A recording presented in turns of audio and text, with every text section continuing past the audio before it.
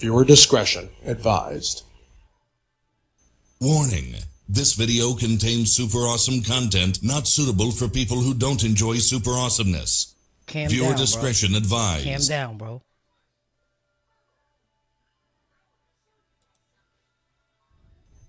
Viewer discretion advised. This video contains gratuitous use of profanity and uncomfortable pauses to compensate for lack of professionalism and original thought. Viewer discretion advised. All right.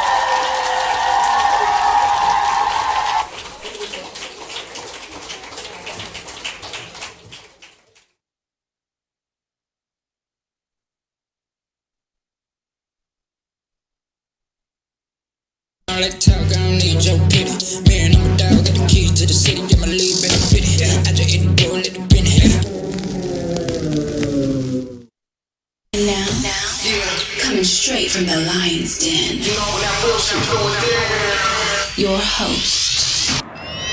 You're now tuned in You are now tuned into to the realest show on YouTube.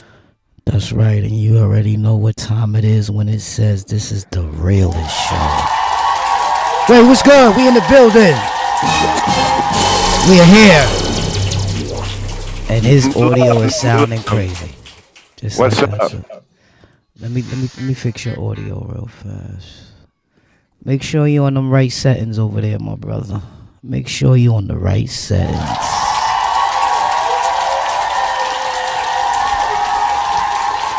You know, it's always something, y'all. We always getting held back by this bad energy, this bad frequency. You know, we got people hating, you know, hoping that the show don't go on, but the show must go on. The show must go on. Can you hear me? Can you hear me? Yes, we hear you loud and clear. You don't even have to yell, All right. brother. I You wasn't don't even yelling. have to yell. Let me just bring it down a little bit. All right, y'all. So we're going to get into this Lex Wexner thing that Ray's been hounding me about for months to do this shit. Today's finally the day. All right, Ray, take it away. I'm on mute. All right. Well, we're going to get into why and how. Set the link. I'm having a lot of problems over here too on my end, so let's get it.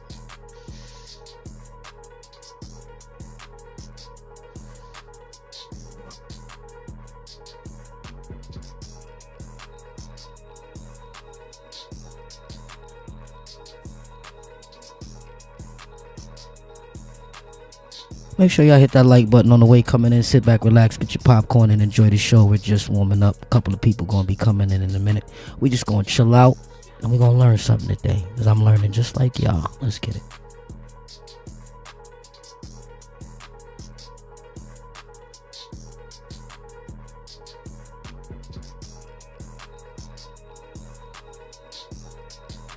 You good over there, Ray? Cause we hear no audio. We don't hear anything.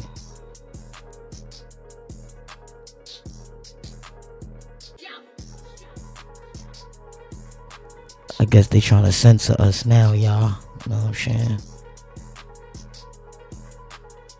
They're trying to censor us. Hold tight.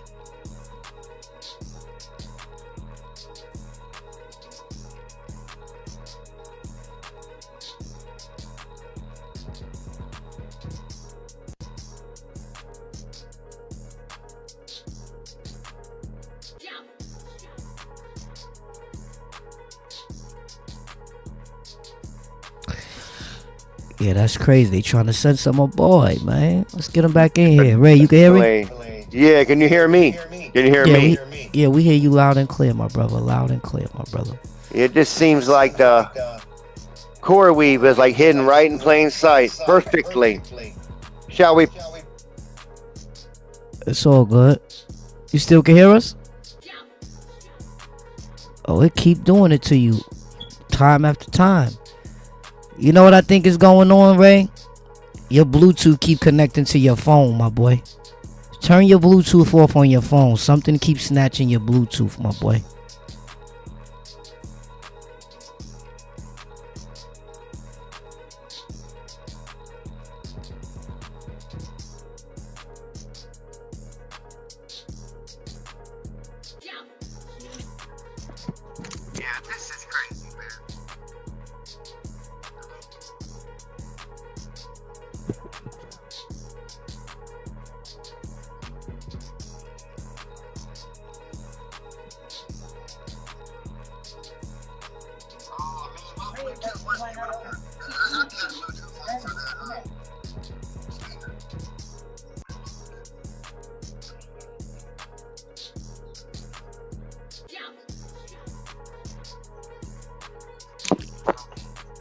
connect. Yeah. Now can you hear me? Loud and clear. Okay. Loud and clear. Let's go. Jamming up this one right here is probably what it is. We turn this Bluetooth. No, there's no Bluetooth on that. That's just crazy. Alrighty.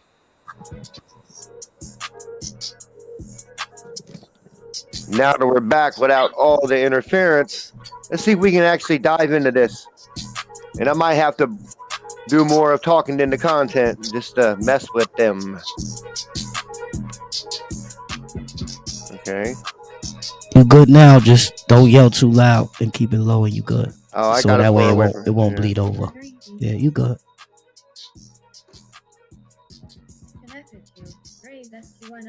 All right.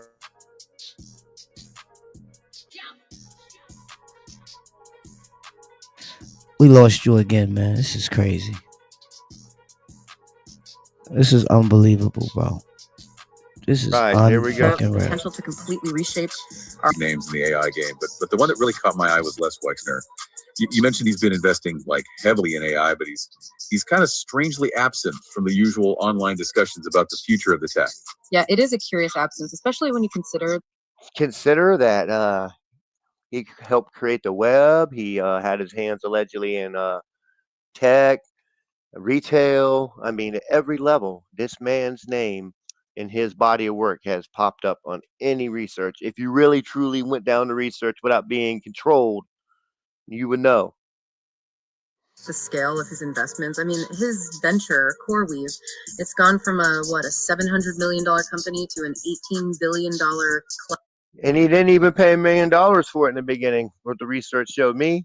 And if he even paid for it, I think it's just like a name likeness thing or something where somebody else behind the scenes allegedly is pulling the strings. Out an AI powerhouse, and that's happened incredibly fast. You don't usually see that kind of growth without making some noise, right? Without being part of the conversation. Right. And you also found a possible link between CoreWeave and that massive Intel plant that they're building in New Albany, Ohio. Sounds like a major AI infrastructure project in the works, wouldn't you say? It really does, and it makes you wonder why Ohio? Why this specific? The heart of it all. They put it right there. No, seriously, Ohio has a lot of infrastructure for AI, for sure. I mean, just the Intel plant. And then, like I said, I touched on a live or two ago about all the high 5G, 6G towers they're building up and down everywhere. And these ain't small ones, man. These are 50 feet plus in the air. So something's definitely not afoot, and we got to definitely find out what is going on. 2-time smart city champion out of the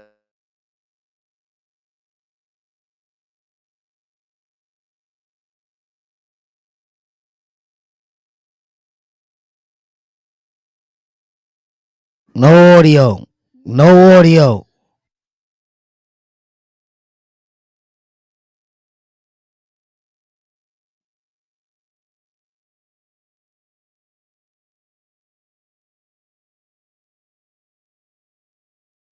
No audio. No audio.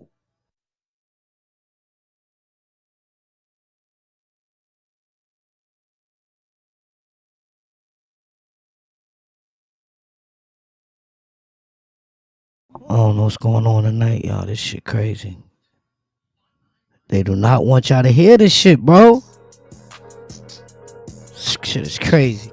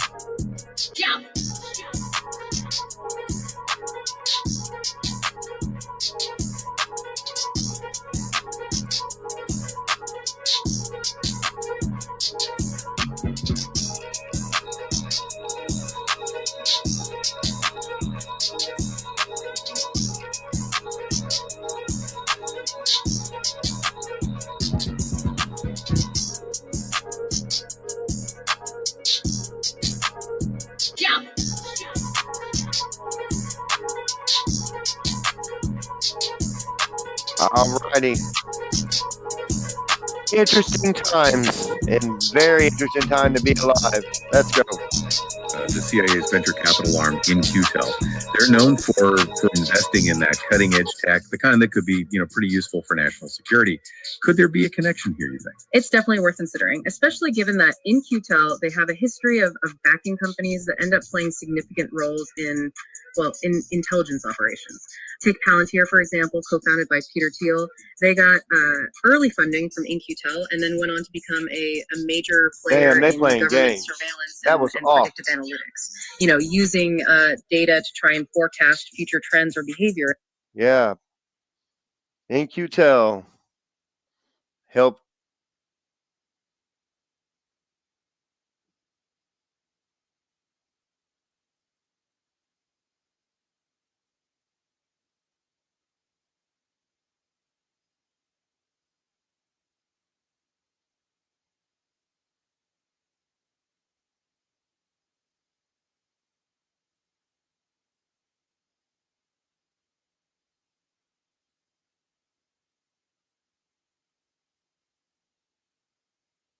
on in that regard. I'm sure everybody, shout out to everybody in the chat. Hello, Ashtray. Hello, everybody. Hello. Who else? Just everyone. But we got to understand this is slow climb, and it's all tied to biblical prophecy at the same time too. So bumpy ride, buckle up. It's not a huge leap to imagine that CoreWeave could be on a similar trajectory with ties to government agencies that go beyond what we know publicly, at least. Okay, so let me get this straight. We've got Wexner, this retail mogul with a history of strategic investments. He's pouring billions into AI, and there could be retail mogul. He's the one that helped create the malls. And there's no allegedly to this. And if you look at all the companies of all the stores, we go into the mall and everywhere in the United States when we were kids, wherever. And Les Wexner, he's the architect. Ain't no allegedly about it. Potential connections to the CIA. This is starting to feel like something out of a spy movie, right? But to really get a handle on what's going on here, I think we need to dig a little deeper, look beyond Wexner's his public image. Exactly. The person who provided these sources, they dug into Wexner's background and uncovered some pretty fascinating details. Like, for instance, his Wexner Foundation. It trains Israeli leaders and allegedly has some strong ties to the IDF and Mossad, Israel's American Israeli leaders too. And doesn't that just seem like allegedly a doorway and an open path to dual citizenship? Military and intelligence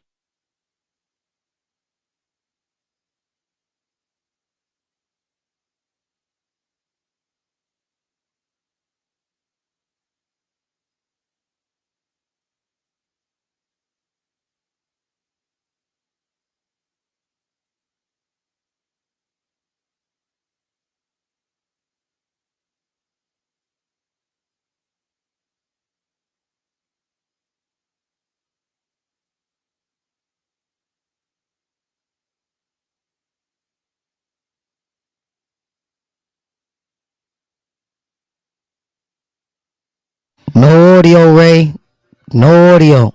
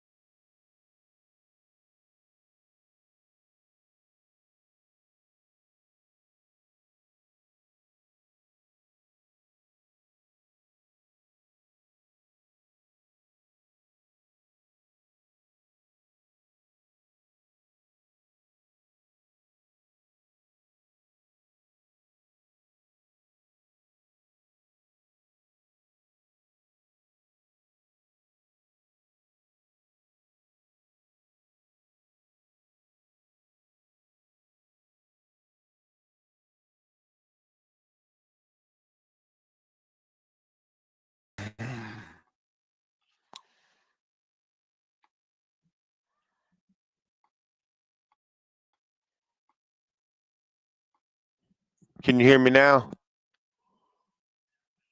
All right. Yes. Yep. All right, cool. Let's try it again. That's all we can do. All right.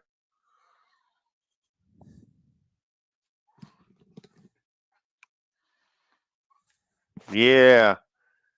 They don't like you talking about this guy. Are we venturing into speculation territory here? It's important to be cautious with these claims for sure. The person who shared these sources, they present them, but we need to be clear about what's a confirmed fact and what's conjecture. But even just the possibility of these connections, it adds another layer of intrigue to Wexner's involvement in AI. His involvement in AI, his involvement in everything. But you got to understand why. Why?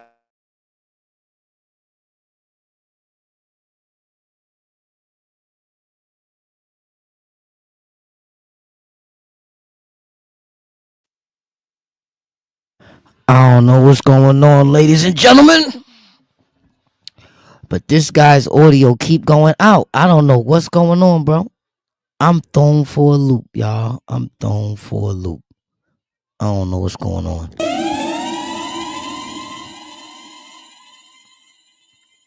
These are those times when they talked about they trying to censor us. They trying to censor us. So I've destroyed and disheveled. Let's just go. yo, bro, we ain't hear nothing you saying. Your whole audio went in and came out. So Wow. you know what we gonna do? We gonna reinforce this content. Hold on. Damn, they're gone, man. I'm gonna pull out drastic measures. Hold on, B. Hold on. Hold on, I'm gonna pull out drastic measures, man. Is that better? Nah, man. Just hold on. All right. Just hold on, B. Certify this shit. This is when you gotta, pull out your reinforcements, and you gotta not be playing. They trying to stop the message, y'all. So we gonna give it to you hard now. Now we gonna stop fucking around. Hold on. Alright. They wanna try to stop this. That's pissing me off, y'all. You know what I mean?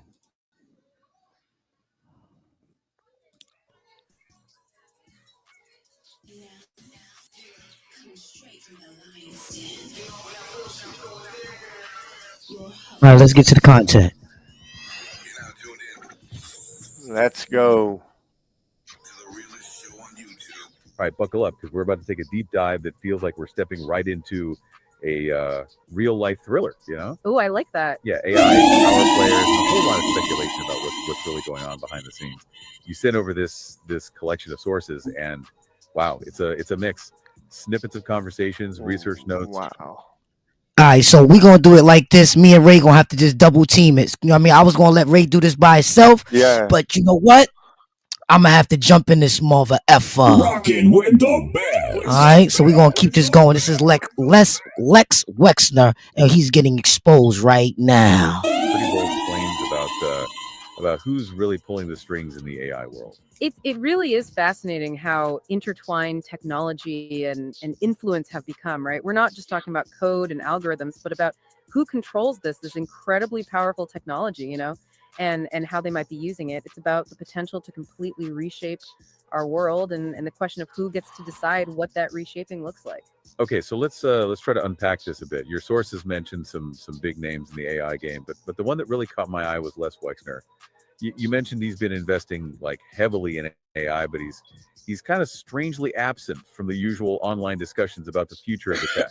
Yeah, it is a curious absence, especially when you consider the scale of his investments. I mean, his venture, CoreWeave, it's gone from a $700 million company to an $18 billion cloud and AI powerhouse, and that's happening. Yeah, that definitely seems a little skeptical. Oh yeah. How did he increase to that type of money that fast, bro? How did he take off like a motherfucking rocket? He took off. He's 800. Did they say 800 billion? Did they say he's leading the tech race? We thought Elon had it. We thought Yeah, Elon had it. publicly. Oh shit. Happened incredibly fast. You don't usually see that kind of growth without making some noise, right? Without That's a fact. And what type of noise did he make? Tell us what type of noise did he make real fast, real quick, Jedi. What type of noise did Lex Wessner make to get him to this 800 billion mark? They took the malls early on in the 80s and 90s. All right, he blacked out again. So he just told us it was the malls. So basically, every mall that we go to and spend this money, this guy here was the craftsman of that. Okay, I can see that type of money being put together. Let's get it. without being part of the conversation. Right. And you also found a possible link between CoreWeave and that massive Intel plant that they're building in New Albany, Ohio. Sounds like a major AI infrastructure project in the works, wouldn't you say? It really does, and it makes you wonder why Ohio, why this specific location. I mean, Ohio has become. Yeah, I ain't gonna lie. Ray always be talking about this story and always be mentioning this Ohio shit. So do cousin Mac mean this Ohio shit. It's something behind this. Oh, it's something behind this Ohio shit. We gonna dive in. Let's go. I'm a bit of a hub for data centers, sure, but it's still an interesting choice for a project of this magnitude. You know, is CoreWeave just riding the wave of this tech trend, or is there something more strategic at play? Maybe. Hell yeah, something more strategic at play. It got to be something more strategic at play. Listen to his name. A move to be closer to certain government agencies or resources. Interesting. Well, speaking of government agencies, you brought up the CIA's venture capital arm, In-Q-Tel. They're known for investing in that cutting edge tech, the kind that could be pretty useful for national security. Could there be a connection here, you think? It's definitely worth considering, especially given that In-Q-Tel, they have a history of backing companies that end up playing significant roles in intelligence operations. Take Palantir, for example, co-founded by Peter Thiel. They got early funding from In-Q-Tel and then went on to become a major player in government surveillance and predictive analytics, using data to try and forecast future trends or behavior. It's not. Yeah, they keep kicking me out. Imagine that CoreWeave could be on a similar trajectory with ties to government agencies that go beyond what we know publicly, at least. Okay, so let me get this straight. We've got Wexner, this retail mogul with a history of strategic investments. He's pouring billions into AI, and there could be potential connections to the CIA. This is starting to feel like something out of a spy movie, right? But to really get a handle on what's going on here, I think we need to dig a little deeper, look beyond Wexner's his public image. Exactly. The person who provided these sources, they dug into Wexner's background and uncovered some pretty fascinating details. Like, for instance, his Wexner Foundation. It trains Israeli leaders and allegedly has some strong ties to the IDF and Mossad, Israel's military and intelligence agencies. Wow. And then there's Wexner's father, Yehuda Kleisen. He was allegedly involved with the Haganah, the paramilitary force that eventually became the IDF. So this suggests that there might be this family history intertwined with intelligence operations, going. And that's what I've been trying to figure out the whole time. It's always a family thing, y'all. It's always a whole family of these devils that's working together in cahoots to push the agenda. I thought it was just one man, sometime like a one-man show. Nah, they always got a handler. You understand what I'm saying? They always got a handler, especially this guy. Way back to the very formation of Israel. Hold on a second. You said allegedly a couple of times there. Are these connections actually confirmed, or are we? Yeah, they confirmed. She said allegedly to protect her ass. Are we venturing into speculation territory? Oh no, we ain't speculating, man. Ray said this is real. It's important to be cautious with these claims. We cautious right now. We are cautious. For sure. The person who shared these sources, they present them, but we need to be They talking about you, Ray. You the person that presented the sources. Clear about what's a confirmed fact and what's conjecture. But even just the possibility of these connections, it adds another layer of intrigue to Wexner's involvement in AI, wouldn't you say? Is that right? Is his interest really purely driven by business, or could there be deeper motives at play? Motives that maybe Ray said it's deeper motives at play. Ain't that right, Ray? align with certain geopolitical interests. It's a question worth thinking about. Okay, before we go too far down that rabbit hole, we need to talk about another prominent figure in the AI world, Donald Trump. Your sources highlighted his some of his recent ventures, including his that luxury watch collection he's got going on, a cryptocurrency platform, and most notably this Project Stargate, which is a massive AI infrastructure venture. Yeah, this Project Stargate, that's particularly interesting. We're talking about a potential $500 billion investment in AI by 2029. That's a Oh shit, that's 4 years. That's about 1,500 days, y'all. So they telling us in 1,500 days, this AI tech business is going to skyrocket way above the stratosphere. Way above the stratosphere. huge number. And it begs the question, is this just Trump, capitalizing on various trends, or does it signal something more strategic, a move to try and solidify his influence in the rapidly Wow, I never thought about that. I never thought that Trump was actually using his influence to lock down. I thought he was trying to lock stuff down by using his influence. That's crazy. the evolving world of AI? It's a move that could have major implications, especially if we consider some of his past statements. Like, remember when he advocated for that biometric visa tracking system during his 2016 presidential campaign? You mean that system that would track Hey, John, we see you in the building. Salute. individuals like by land, sea, and air? Yeah, that proposal definitely raised some eyebrows, some concerns about privacy and government overreach at the time. And if we connect that to his current push for U.S. dominance in AI, it really makes you wonder, is this technology being developed to empower individuals, or is it? All right, that's a question we gotta pose right now. Is AI helping us? Is it helping us, or is it hindering us? Basically, we're gonna do the double H. You heard? Let's do the double H. Is it helping, or is it hindering? Let me know your thoughts in the comment section. Is AI helping us, or is it hindering us? I need to know. Is it about monitoring and controlling them? The line between those two possibilities, it's. Let me know. Are you using it, or are you abusing it? Let me know right now. I agree. It's a blurry line, and that blurring, it becomes even more apparent when we Hello, think about I'm back. that Thank anecdote goodness. involving Elon Musk and Donald Trump. Remember the one Yes. where Musk's son, little X, he confronted Trump at an event and declared, "You are not the real president." Yo, let me ask you Oh, something, yeah. Ray. You ever heard about that? That Donald Trump's son was mad tall, like a giant or some shit like that. Am I right? Am I hearing this right? Did you ever hear that? Yeah, he's like 6'10", 6'11". That's what they say. I mean, that's what I saw. And then I seen him by Biden at the inauguration, and he looked like 6'7". So what's really going on? Yeah, that I they don't saying know, he brother. might be a different type of descendant. I don't know. Something fishy going on with that one. Oh yeah, I remember that story. It went viral. Was it a genuine outburst or a carefully staged PR stunt? Hard to say for sure. But either way, it does reveal something interesting about the power dynamics. Hustle man, they hustle man. Influential figures. He especially tried in the his context damnest of to smack that AI.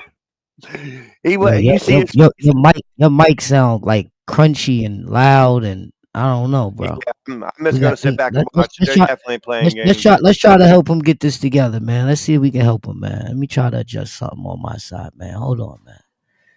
Let me see. Give me a mic testing. You touching stuff too while I'm touching stuff. Give me a mic testing. 1, 2. 1, 2. Okay. 1, 2. All right. Don't touch none of the adjustments. Let me touch it, brother. Let me see. Give me a 1, 2, my brother. 1, 2. 1, 2. That's you that keep touching the automatically adjust mic? I'm not touching anything. I'll even move my hands behind my back in case she was doing that. But I wasn't touching nothing. I'm 3 feet from the computer. That's weird. Yeah, something keep trying to readjust you, and it's like, why you keep doing that? Let me see. Yeah, this keep coming on. What the?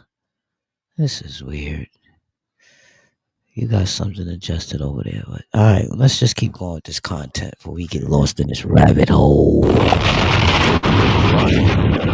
talking about individuals who are right at the forefront of this technological revolution, and their actions, their relationships, even their children's actions, it could all shape the future of this technology and its impact on society. It's fascinating and honestly a little bit unsettling, isn't it? Definitely unsettling. Welcome back. All right, hold on. Let me speak to Ashley. So you say that you think AI is hindering us, right?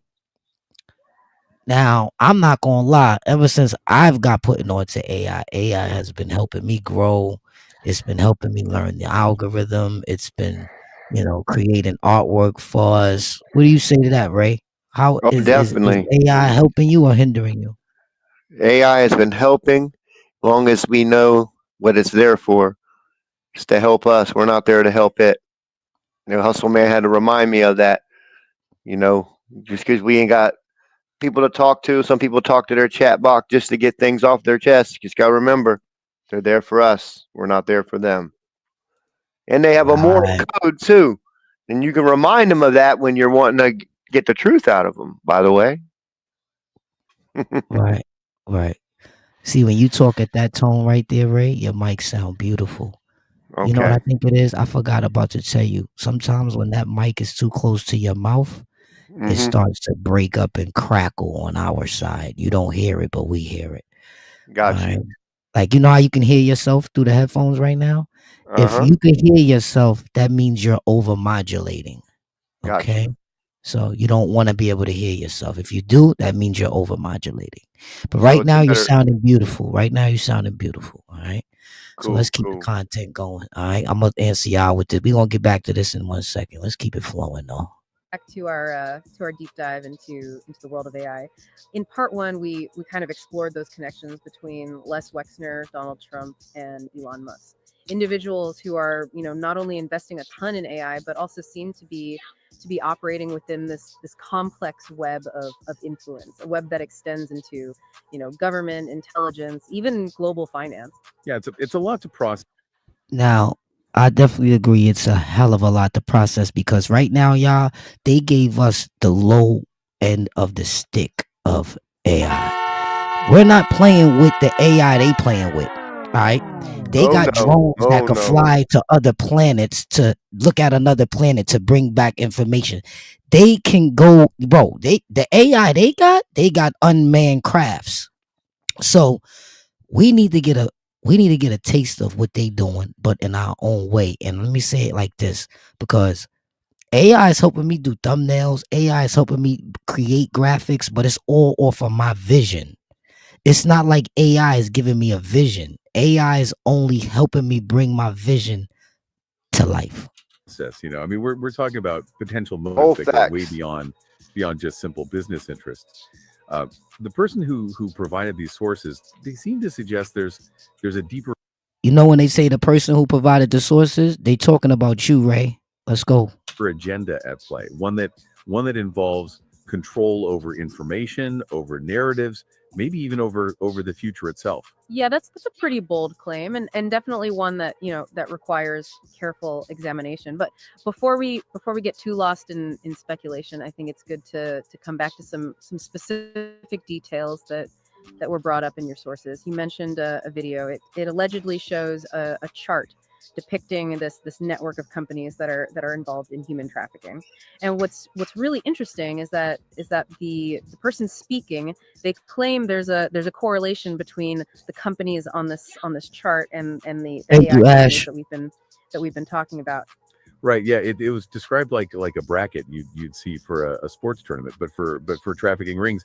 And if there's really a connection between these companies and the development of AI, well, that paints a pretty disturbing picture. It would be deeply concerning for sure, because it suggests this convergence of powerful forces, technological, financial, and criminal forces using that AI for human trafficking on a quantum level, family. However, it's absolutely sad. crucial to emphasize the need for verification. Does this chart even actually exist? Can its Wow.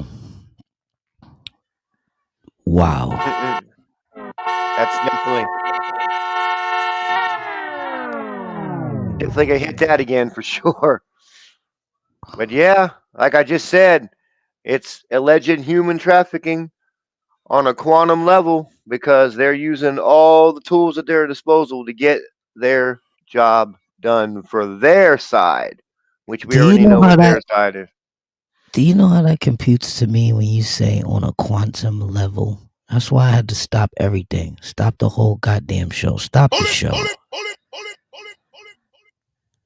A quantum level, that means that they are abducting humans faster than we can make them. Isn't the quantum the here, the now, and the future? Or the Bro, no, it goes up. Yeah, bro, that's crazy. push that mic away from your face a little bit, bro. It is. I don't know why it keeps A doing little, that. a little bit further, a little bit, or push it up. You know how it slides up and down. Push it up a little Yeah, way. it's up in the air. Is that good? Perfect, man. Perfect. Fucking All right. beautiful, man.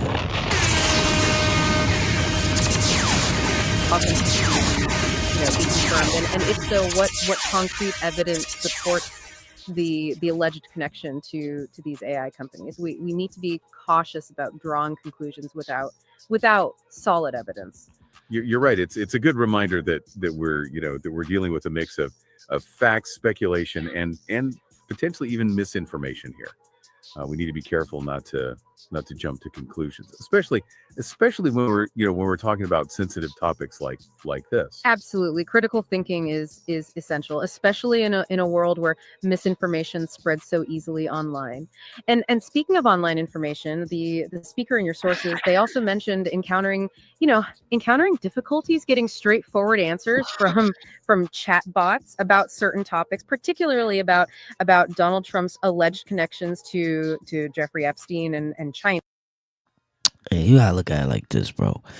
If the information is in ChatGPT, somebody had to upload that shit. Yeah, somebody had to put it in there. Definitely.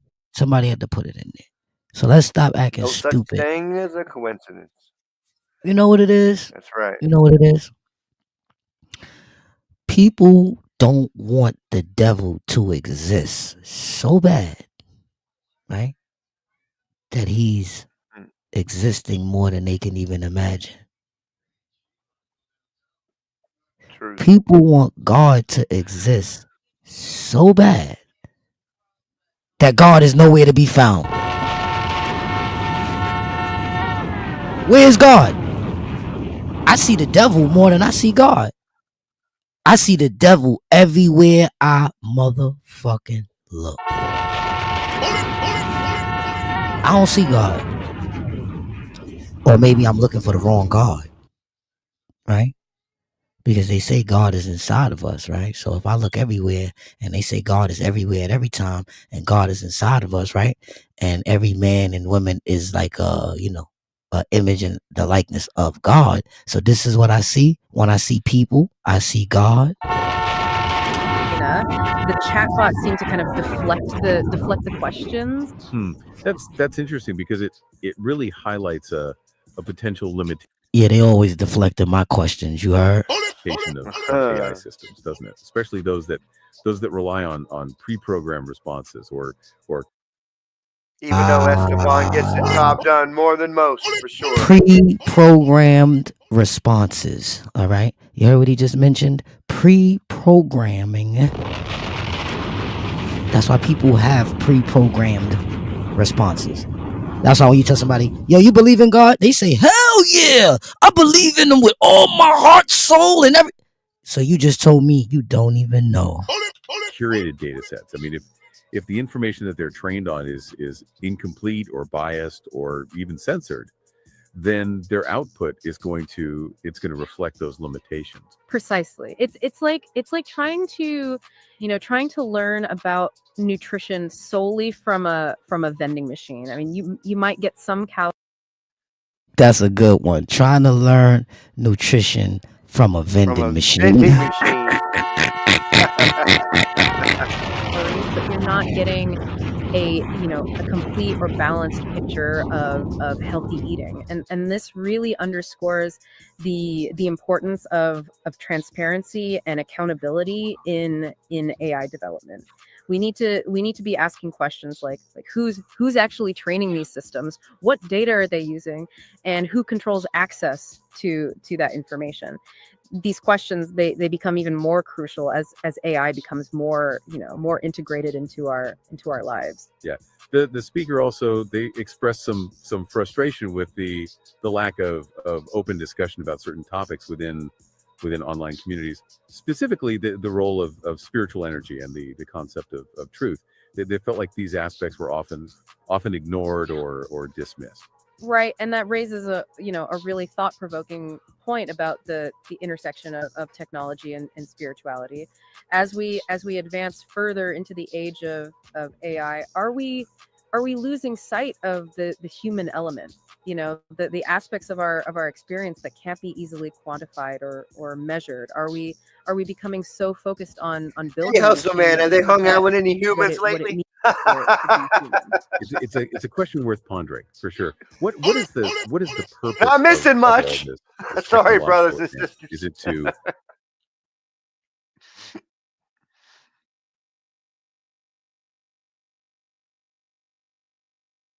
My bad, y'all. My son almost knocked my screen down, pop him beside his head. I'll be right back. is it to enhance our lives or to replace them, to connect us or to control us? These are questions that the individuals and society as a whole, we need to grapple with. You've hit on a crucial point there. The individual who provided these sources, they seem to be wrestling with these very questions, on a very personal level, experiencing a kind of awakening as they delve deeper into this world of AI and its implications. Yeah, he's building in my. I ain't gonna lie. I've been definitely feeling like an awakening. Like, I don't know how to explain it, but it's like my inner child is something that I always stayed in tune with. I never left my inner child. I never doxed my inner child. I never forgot about my inner child. I never stopped feeding my inner child. No. I always feed him. I buy him toys to play with. I buy him equipment. I treat him. I don't cheat him. They're trying to reconcile their faith in a higher power with the realities of a world that seems increasingly driven by technology and hidden agendas. It's a struggle that I think a lot of people can relate to these days. It's like we're on this runaway train of technological advancement, and we're not. Right. That's what's going on. It's Definitely. a runaway train. It's a runaway train. That's because they race into a destination. They race into a destination with the AI. They going somewhere, y'all. They trying to get somewhere. But we are all on a journey. We're not sure where it's taking us, or if we can even get off. And this feeling of unease, it's understandable, but it's also an opportunity. I think an opportunity to reevaluate our values, our priorities, our vision for the future. We can choose to be proactive rather than passive in the face of these changes. That sound about right. Agree. The person who shared these sources, they seem to be embracing that proactive role. They talking about you, that you embrace a proactive role. Using their research, kind of hard not to when it's in my backyard. Experiences to try and make sense of this complex landscape.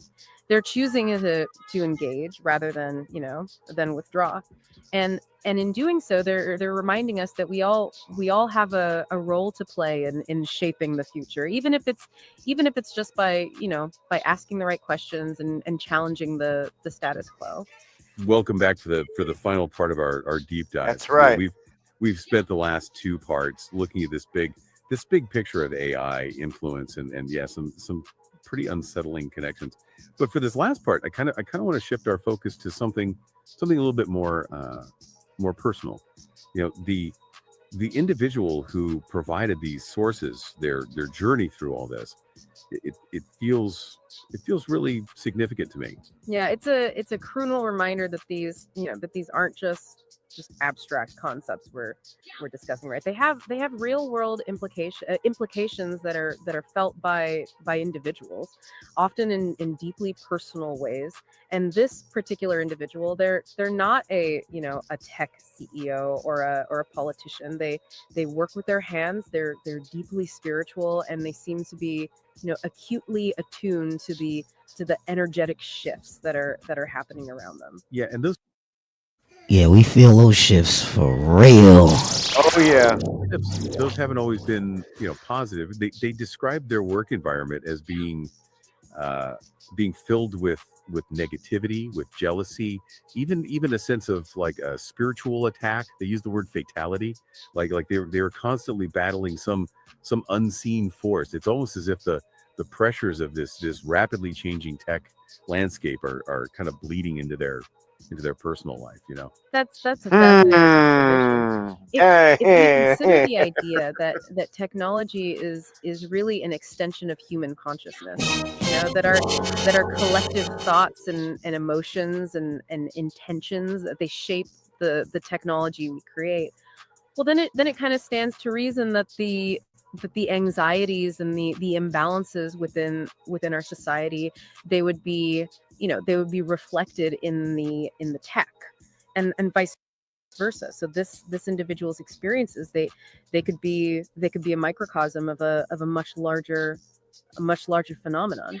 Okay, that's a bit mind-bending, but I think I see what you're saying. It's not just about ones and zeros. It's about fatality. the human energy driving these technological advancements, the good, the bad, and the ugly. And this person, they seem to be particularly sensitive to that energy.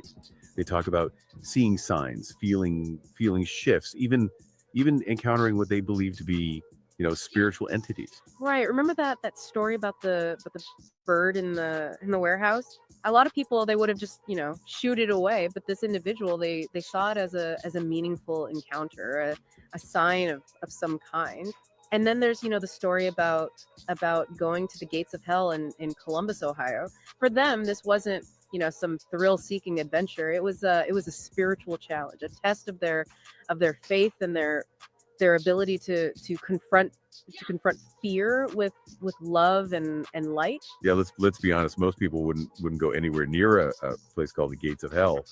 But for this person, it was about facing their demons head on, both literally and figuratively. It's a powerful metaphor for the journey I think a lot of us are on, as we navigate this rapidly evolving world, a world where technology is advancing faster than our ability to really understand its full implications.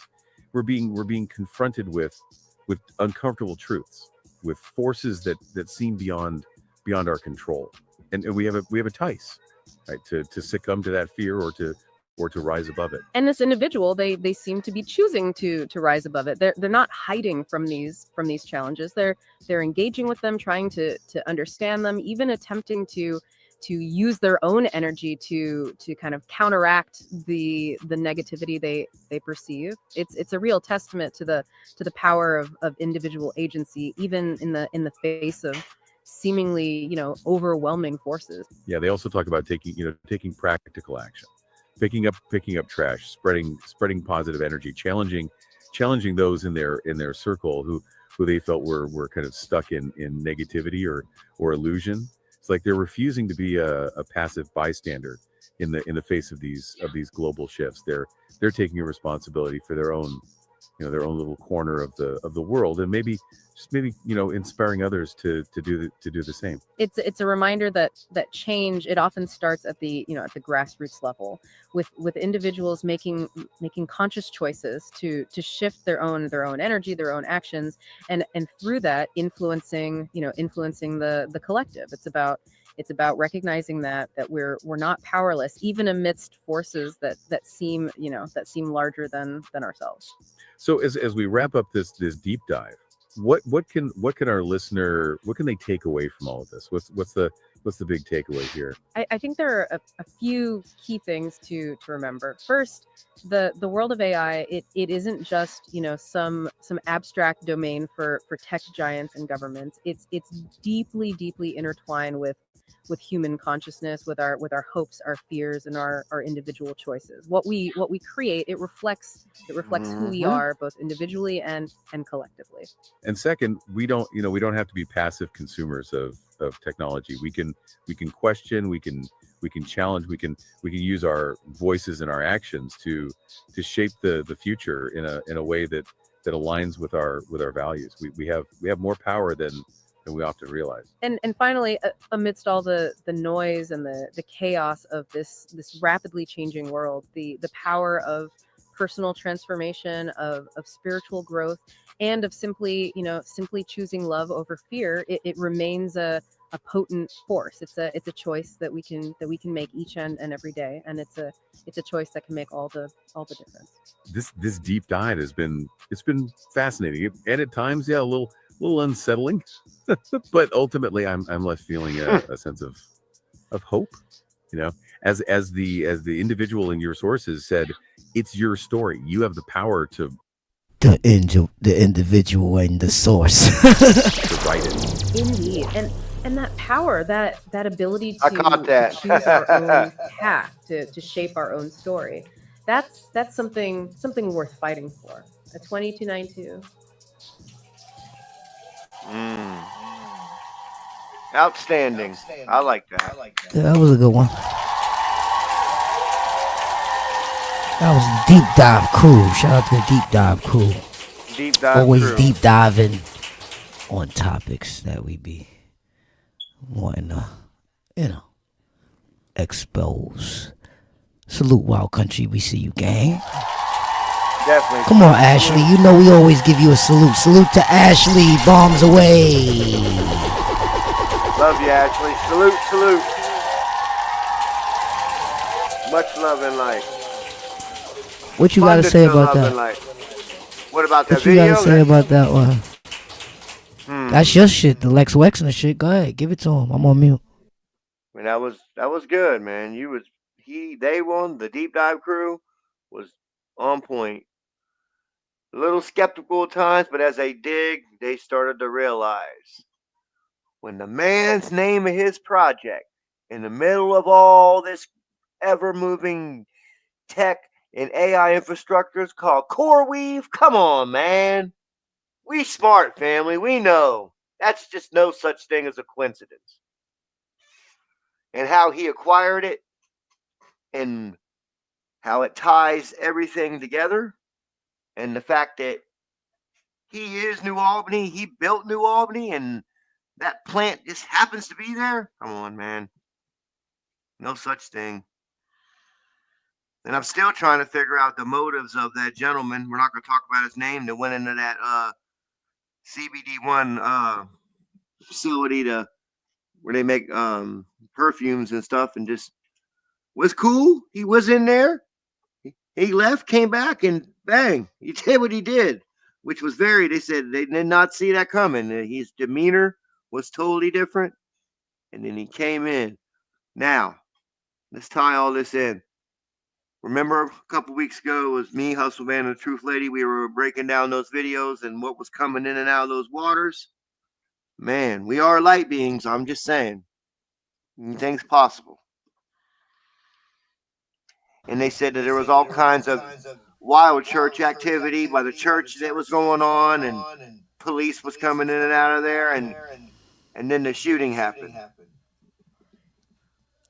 And it was all right in the same area. I just thought that was interesting. A little bit out there. And I haven't heard much from the story since it's been. I've been looking for it, and then I think he's been to court once, but other than that, I haven't heard nothing. I have to keep you guys updated with Mr. Bruce. I'll say his name. Bruce Wayne? No, Bruce. Bruce Wayne. Bruce Truth Lady, Unchained. salute. Salute. Yeah, it's all scripted. Life is scripted when you really think about it. They say everything was genetically encoded within our DNA to happen on that day. And you had to remind me of that, my brother. This guy's mic is like he's on another planet tonight, guys. I don't know what's going on. I sent you a picture of what my mic's like, so I don't know why it's doing that. Contains super awesome content not suitable for people who don't enjoy super awesomeness. All right. Discretion advised. Yeah.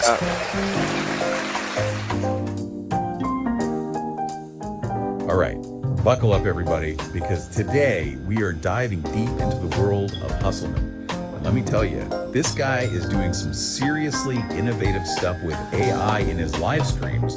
We are talking about That's a fact, Truth Lady, who is using AI not as a gimmick, but as a legitimate co-host. Yeah, his AI co-host Eston is not just there for show, it's actually participating in the conversation, offering insights, brainstorming ideas, even cracking jokes. It's wild. I mean, we've all seen AI being used for chatbots and stuff. Yeah. But to see it integrated so seamlessly into a live stream, like it's another person in the room. Right, it's really pushing the boundaries of what's possible with AI and content creation. And what's really blowing my mind is how natural their back and forth is. It's like they've been doing this together for years. It's not just, hey, Eston, what do you think about this? It's more like, Eston, throw me some business ideas. Yeah. And then, bam, Eston starts spitting out concepts like color-changing hoodies and recommending marketing strategies using Instagram group chats. And it's not just sticking to one style either. At one point, Hustleman asks Eston to speak in patois, and Eston just switches gears effortlessly and starts riffing in Jamaican dialect. Like, how cool is that? But here's the thing that really caught my attention. Hustleman is claiming to be the first content creator to pull this off, to have this level of AI integration in a live stream. And you know what? Eston actually backs him up on that during the stream. It even goes so far as to timestamp the declaration, saying, and I quote, Hustleman 3.0 is blazing the trail as the first content creator to seamlessly infuse AI into live streams. Hustleman and Eston are breaking barriers and rewriting the rules, setting the gold standard for everyone who follows. Stay tuned. All right, Deep Dive crew, you suckers. Y'all keep messing up my guy's name. Y'all better stop messing up my guy's name. Finish him. So they're definitely making a bold statement. And from what I've seen in the live stream, it's hard to disagree with them. Yeah, the way they interact, the flow they have going, it's genuinely entertaining. Honestly, I found myself forgetting that I was watching a human talking to an AI at times. It was just so natural. Yeah, that's what's so groundbreaking about this. It's not just a tech demo, it's actually compelling content. It's got me thinking, what does this mean for the future of content creation? Is this just a glimpse of what's to come? It's a fascinating question and one that we're going to be exploring in depth throughout this deep dive. So stick with us, folks, because this is just the beginning. We're about to go deep into the world of Hustleman and Eston and see how this AI-powered content creation is shaking things up. Who knows, maybe we'll even get some insights into the future of content creation along the way. It's like watching the future unfold in real time, isn't it? It really is. It's got me thinking about all the other ways AI could change the game for content creators. Imagine brainstorming with an AI, or having it help you edit your videos, or even write scripts. Or even composing music. Exactly. The possibilities seem endless. But what about the human element, you know? Does the audience still connect with the creator in the same way if AI is involved? That's a great question, and one that I think a lot of people are grappling with right now. Because at the end of the day, content creation is all about connection. It's about building a relationship with your audience. And that's something that Hustleman seems very aware of. Throughout the live stream, he's constantly engaging with his viewers, responding to their comments, asking for their opinions. Yeah, he's not just using Eston as a replacement for human interaction. It's more like he's using it to enhance the experience for everyone involved. Exactly, and that's what makes this so interesting. It's not just about the technology itself, it's about how it's being used. It's about finding that balance between the human and the artificial. And that's something that we're going to see play out more and more as AI becomes more prevalent in content creation. I think it's safe to say that Hustleman is definitely pushing the boundaries here. Oh, absolutely. He's a pioneer in this space. There's no doubt about it. And whether or not he was literally the first to do it, yeah, he certainly brought it into the mainstream conversation. He's shown what's possible, and that's going to inspire a whole new generation of creators. And that's what's so exciting. So good, Truth Lady. We're Sit back and witnessing relax. a paradigm shift in content creation. It's like we're on the verge of something truly groundbreaking. But with every new frontier comes new challenges. Like, how do we ensure that AI is used ethically in content creation? How do we prevent bias from creeping into algorithms? These are questions that we need to start asking now. Before this technology gets too far ahead of us. Because once the genie is out of the bottle, it's hard to put it back in. That's The genie out of the bottle. why it's so important to have these conversations now. To think critically about the role of AI in our lives. And to make sure that we're using it in a way that benefits everyone. So as we continue our deep dive into the world of Hustleman and Eston, I want you, the listener, to keep these questions in mind. Because the choices we make today will shape the future of content creation. And ultimately, the future of our relationship with AI. You know, it's really interesting how Hustleman keeps coming back to this idea of seamless integration. Yeah, he's clearly proud of how smoothly Eston fits into his live stream. Almost like they're a natural duo. Right, like he wants to emphasize that this isn't just some clunky tech experience. It's the future of content creation, at least in his eyes. And I think he's onto something. Whether or not other creators were already using AI in similar ways, Hustleman has definitely put it on the map in a big way. He's definitely not afraid to be a trailblazer. It makes you wonder what other boundaries will he push next. That's what's so exciting about this. It's like we're watching the birth of a new era. But it's not just about being first. What really struck me is how Hustleman uses Eston to actually improve his content. Oh, absolutely. It's a true collaboration. There's a moment in the live stream where Eston suggests a marketing strategy using an Instagram group chat. And Hustleman immediately starts bouncing ideas off of it, like, okay, how can we make this even better? He's not just taking Eston's suggestions at face value. He's using them as a springboard for his own creativity. It's like having a built-in brainstorming partner. Who also happens to be a super intelligent AI. Exactly. And that raises some really interesting questions about creative ownership. If an AI is contributing to the ideas, is it a co-creator? It's a tricky question, and one that we're going to have to figure out as AI becomes more integrated into creative processes. Nah, that ain't tricky at all. Let me answer that. AI only does what you reflect. Alright? If you create bullshit, it's gonna give you bullshit. If you create dope content and dope concepts, it's going to spring back what you give it. So, if you dumb and you make content on a low level, if you don't make, you're not gonna get high quality content out of a low content creator. That's the point we're trying to say. It's just like the smart man can act stupid, but the stupid man can't act smart. Because this is just the tip of the iceberg. Imagine what happens when AI can not only brainstorm ideas, but also help with the actual production, the editing, the marketing. The possibilities are mind-boggling. But with all this potential comes responsibility, right? Of course, we can't just blindly embrace AI without considering the ethical implications. How do we ensure that AI is used responsibly in content creation? How do we prevent bias from creeping into algorithms? These are crucial questions that we need to address. And that's what Chip Lowe was talking about. Like how people be taking these videos and start making like diss videos, like how they did the Cameron and the Jim Jones joint. It's like they taking the AI and doing bad shit with it, like, you know, stirring up drama. And basically what we call it trolling. Trolling. The creators. The audience has a role to play too. We need to be more critical consumers of content, understanding that AI might be playing a role behind the scenes. And that's one of the reasons why we do these deep dives. To help people understand these complex issues and to make informed decisions about how they engage with AI in their own lives. So as we wrap up our exploration of Hustleman and Eston, I want to leave you with this thought. AI has the potential to be an incredible tool for creativity. But it's up to us humans to guide its development and to ensure that it's used for good. We're at a pivotal moment. The decisions we make today will shape the future of content creation and the future of our relationship with AI. So stay curious, stay engaged, and keep those questions coming. Thanks for joining us on this journey into the world of AI powered content. It's been a fascinating ride. We can't wait to see the future.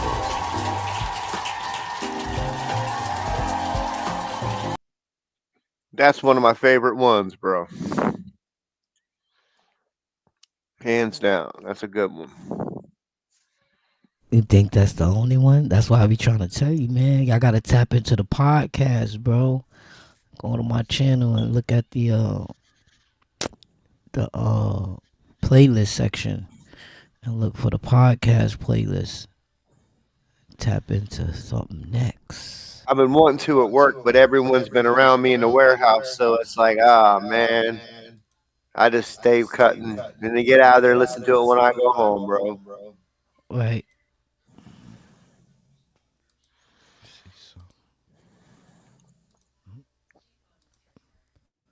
Yeah, I'm doing reaction videos to my own content. How about that? That's fire. I'm glad I helped a little bit. I know you couldn't hear me. Oh, this was your idea. Yeah. I probably would have came up with this later down the line. You know what I mean? This video contains gratuitous use of profanity and uncomfortable pauses to compensate for lack of professionalism and original thought. Viewer discretion advised. We got a vibe going, people. We got a vibe going. We got good music. Get your coffee, Truth Lady. Get your popcorn.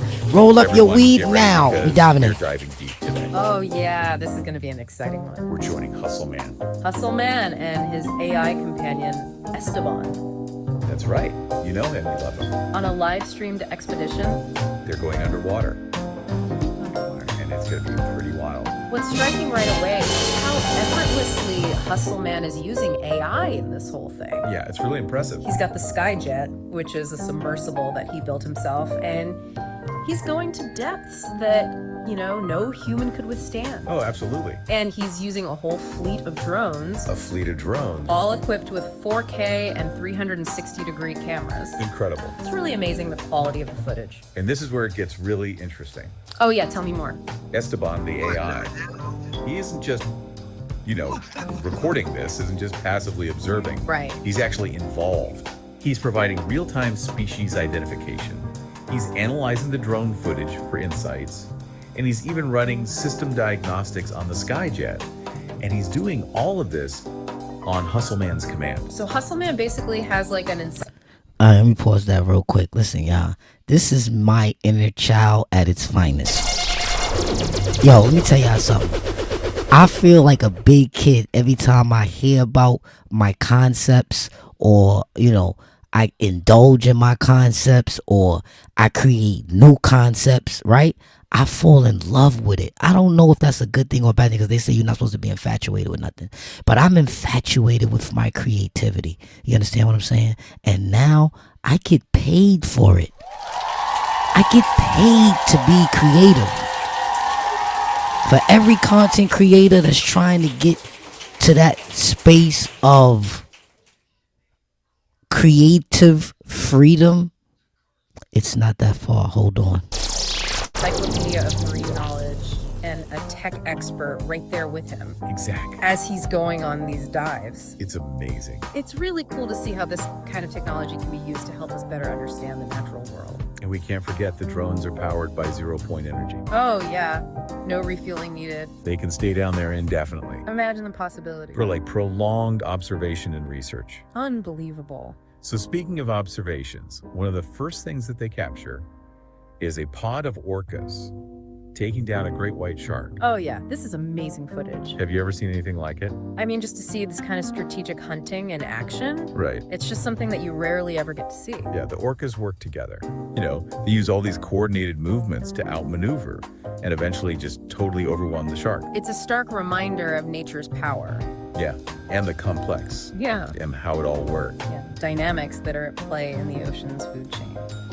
It also raises a lot of interesting questions about how these predator-prey relationships might be changing. Oh, yeah. Especially, in the face of things like climate change and overfishing. Esteban even says that the footage that they're gathering is invaluable for scientists who are studying these interactions. Absolutely. So it's not just about entertainment. Right. It's about actual, data that can help us understand this delicate balance Exactly. of the marine ecosystem. So next up, we've got an encounter with a colossal squid. Oh, this is one of my favorites. Oh, yeah. These are some of the most intelligent creatures in the ocean.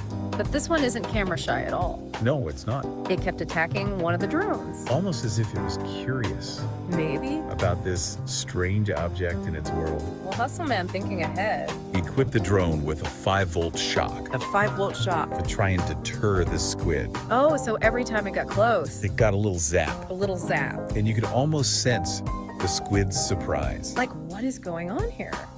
and maybe even a little bit of playfulness in its persistence. I love that. It's just a really fascinating example of adaptation, Yes. both, with Hustleman being prepared, but also the squid's reaction to this unfamiliar technology. It's amazing to see. So, beyond the excitement of these encounters, Yeah. the drones are also capturing just absolutely stunning visuals of the underwater world. The visuals are incredible. We see bioluminescent plants Oh, wow. that are illuminating the seafloor, What? casting this like ethereal glow on everything around them. It's like another planet down there. And there are these sunken shipwrecks Phantom shipwrecks. that are covered in coral, and they're now these artificial reefs that are teeming with life. It's amazing how nature kind of takes over. It is a reminder of how nature reclaims and transforms. Even our human artifacts. And the coral reefs themselves are just incredibly vibrant and full of life. So colorful. Hustleman is even identifying different species as they swim by, Well, like what? like the yellowtail snapper, butterfly fish sergeant majors. It's like a living kaleidoscope. And you can really sense Hustleman's excitement as he's using the Skyjet to kind of scale the. Now, if you got an imagination, right, you could see everything they saying vividly, crystal clear in your eyesight. And if not, then you need to go back and watch my videos.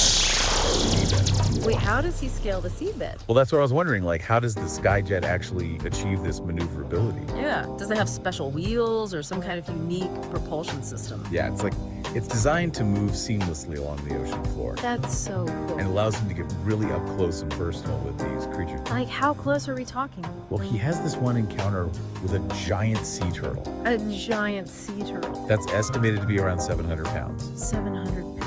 And he said that he felt like he could have reached out and touched its fin. Wow, that's incredible. It's really a moment of connection that transcends species. It's made possible by this amazing technology. Yeah, it highlights the potential for this kind of technology to bridge the gap between humans and the natural world. And hopefully help foster a greater understanding and appreciation. Yeah, for the ocean. Exactly. And speaking of understanding, things are about to get very mysterious because they stumble upon something. Oh, ancient ruins. Ancient ruins. On the seabed. You're kidding? What could they be? I don't know. Could they be evidence of a lost civilization? Oh, wow. Hidden beneath the waves for centuries? We'll have to find out. We'll delve into that mystery in the next part of our dive. So we're back, and Hustleman and Esteban are still down there exploring. Still down there. And, we left off with that cliffhanger about those ancient ruins on the seabed. Oh, yeah, those ruins. It's a tantalizing mystery for sure. I can't wait to hear more about that. But first, I wanted to touch on something that Hustleman said earlier. Oh, yeah? What's that? He described this expedition as like fishing with technology. I love that. Isn't that a great way to put it? Yeah, it is. Because he's essentially using the drones and the Skyjet's cameras to locate and observe marine life, just like you would with a net or a line. But the catch is knowledge and understanding. Exactly. Not Yeah. something you're pulling out of the water. And the beauty of it is it's Right. non-invasive. Oh, yeah. They're not harming any of the animals. Just observing. They're getting this incredible footage that would be impossible to get any other way. And Esteban adds another layer to their observations with his real-time analysis. Oh, absolutely. So Hustleman spots a school of fish with these very distinctive yellow tails. Yeah. And Esteban immediately identifies them as yellowtail snapper Wow. and provides insights into their behavior and their role in the ecosystem. It's like having a marine biologist right there in the Skyjet with them. And he's not just identifying species either. Oh, no. Esteban's ability to analyze the data they're collecting could lead to some groundbreaking discoveries. Oh, I bet like tracking the movements of different species over time. Exactly. Or even identifying changes in their behavior that might signal environmental problems. Yeah, and the discoveries just keep on coming. Really? They encounter a color-changing octopus. Whoa. That might even be a mimic octopus. Oh, cool. Putting on this amazing display of camouflage. Yeah. And then a bunch of sergeant majors with their bold black stripes.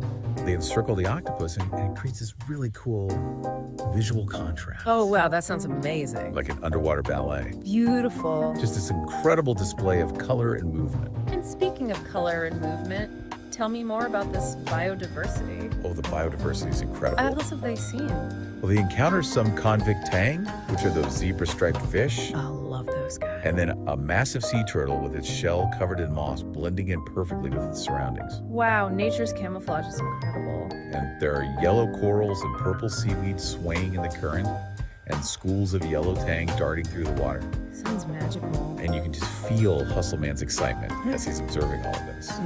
Yeah, he's clearly passionate about this stuff. He sees this group of small blackfish, Okay. and he thinks they're juvenile damselfish. Oh, cute. And then there's a turtle that's munching on some purple seaweed. He's like, what is that seaweed? What are its properties? That's the kind of curiosity that makes this so engaging. Exactly. He's not just observing, he's actively trying to understand this whole intricate web of life down there. Yeah, I love that. So let's get back to those ruins. Oh yeah, the ruins. What's the latest? Well, the mystery deepens. Uh-huh. As they approach the ruins, they notice that an octopus is very interested in these structures. An octopus? You mean like the curious one we saw earlier? Yeah, it seems like it could be the same one. Do you think it's a coincidence, or do you think there's something about the ruins that's attracting it? Well, Esteban reminds us that octopuses are known for their intelligence and their problem-solving abilities. Right. They're always exploring and learning new things. So maybe this octopus sees the ruins as some kind of puzzle to solve. A challenge for its intellect. Or maybe it's more practical. Oh. Maybe the ruins provide shelter or a source of food. I guess we'll have to wait and see. For now, the ruins remain an enigma, An underwater mystery. a testament to how much we still don't know about the ocean. That's what I love about these deep dives. There's always something new to discover. What other surprises await us in the final part of our journey with Hustleman and Esteban? I can't wait to find out. And we're back for the final part of our underwater adventure. Hustleman and Esteban still going strong. It's amazing how seamlessly they've integrated technology into this whole thing. It really is a high-tech treasure hunt. And it's all thanks to the Skyjet and those drones with their limitless zero-point energy. Giving them access to parts of the ocean that we've never seen before. But it's not just about the tech. Right. It's about that human element. The curiosity. The wonder that's driving this whole thing. Exactly. And early on in this final stretch, Hustleman decides he wants to check on the equipment. But instead of, manually checking everything, he just asks Esteban, give me a full damage report on the drones. He just asks. He just asks. And what is Esteban? Esteban immediately delivers a detailed assessment of each drone, Whoa. highlighting any, wear and tear or adjustments that might be needed. So Hustleman doesn't even have to think about it. It's incredible how effortlessly he's interacting with the AI. It really frees him up to focus on the marine life. And speaking of marine life, he has this incredible encounter with a giant sea turtle. Oh yeah. Esteban estimates it to be around 700 pounds. Huge.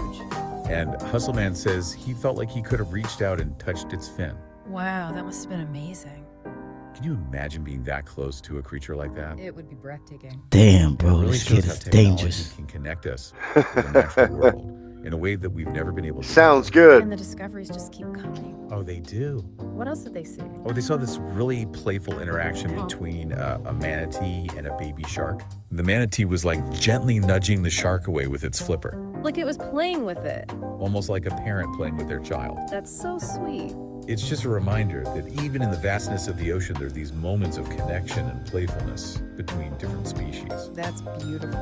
And then, of course, there's the visual feast. Always. They capture schools of butterfly fish with their bright yellow, white, and black markings. Oh, those are some of my favorites. And then this shimmering cloud of yellow tang. It sounds like an underwater kaleidoscope. But Hustleman doesn't just focus on the big showy creatures. What do you mean? He takes time to observe a turtle that's blending in perfectly with the sea floor. It's white, almost like it's covered in sand or silt. Oh, wow. And he even points out these tiny blackfish that are darting around the turtle. He thinks they're probably juvenile damselfish. He really takes the time to appreciate every little detail. And as the dive is coming to an end, Hustleman says something that really struck me. Oh, it's He talks about how the 4K resolution and the 360-degree views allow us to see the ocean like we never have before. He's right. Technology can be a window into a whole world that was hidden from us. A world full of life and wonder. And hopefully by experiencing this through Hustleman and Esteban, we can gain a deeper appreciation for the ocean. Yeah, and its fragility. The ocean is facing so many threats right now, It is. from climate change to pollution. And it's up to us to protect it. Absolutely. We need to make sure that these underwater wonders are around for future generations to enjoy. Well, that's it for our deep dive this week. What an incredible journey. A big thank you to Hustleman and Esteban for sharing their amazing adventure with us. Until next time, keep exploring. And stay curious. Stay curious. That's gotta stay curious, right? Welcome to another insane reaction video with the Hustleman 3.0. Join us to uncover the full truth. Please like, comment, and share to join the Hustleman 3.0 and his most trusted pal, Wada Black. We back.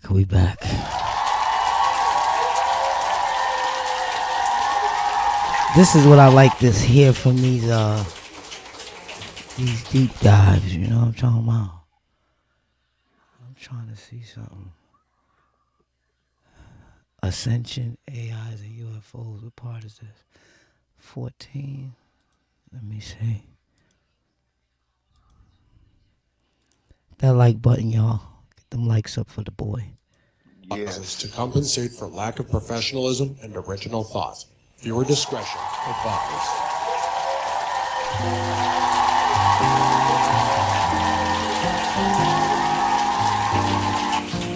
Really interesting this time around because we've got a bunch of sources, articles, live stream snippets, even a promotional video, all pointing to one thing. And what's that?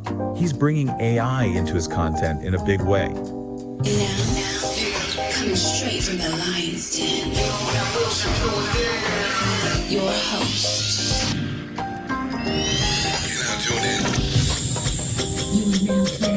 All right, so today we're going to take a deep dive into the world of Hustleman 3.0. Oh yes, Hustleman. You know the guy? Always kind of pushing the boundaries of content creation, you know, with the whole like Skyjet and the futuristic vibe. It's really interesting this time around because we've got a bunch of sources, articles, live stream snippets, even a promotional video, all pointing to one thing. And what's that? He's bringing AI into his content in a big way. It seems like every creator is talking about AI these days, but Hustleman is really taking it to another level. He is, and what's interesting is he's not just using AI behind the scenes, he's like making it a character, a part of his live stream. You're talking about Esteban, right? Yeah, Esteban, the AI persona. It's wild, he's actually interacting with viewers, like in real time. I saw a clip where he was answering questions during a Q&A. It's not just answering questions though. I saw another one where he was helping Hustleman design like a whole merch line. It's incredible how seamlessly he's integrated this AI into his content. So it's not just a gimmick, it's actually like woven into the whole Hustleman universe. Right, it's like Esteban is part of the narrative, like he can run scans on the Skyjet. I saw that too. And he could like activate the cloaking technology. It's like having a co-host who can pull up information control elements of the stream and like banter with viewers all at the same time. It's next level stuff. And Hustleman is really smart about how he's using it to build engagement, you know? What do you mean? Well, he's encouraging viewers to join his membership program to get like more Esteban content exclusive behind the scenes.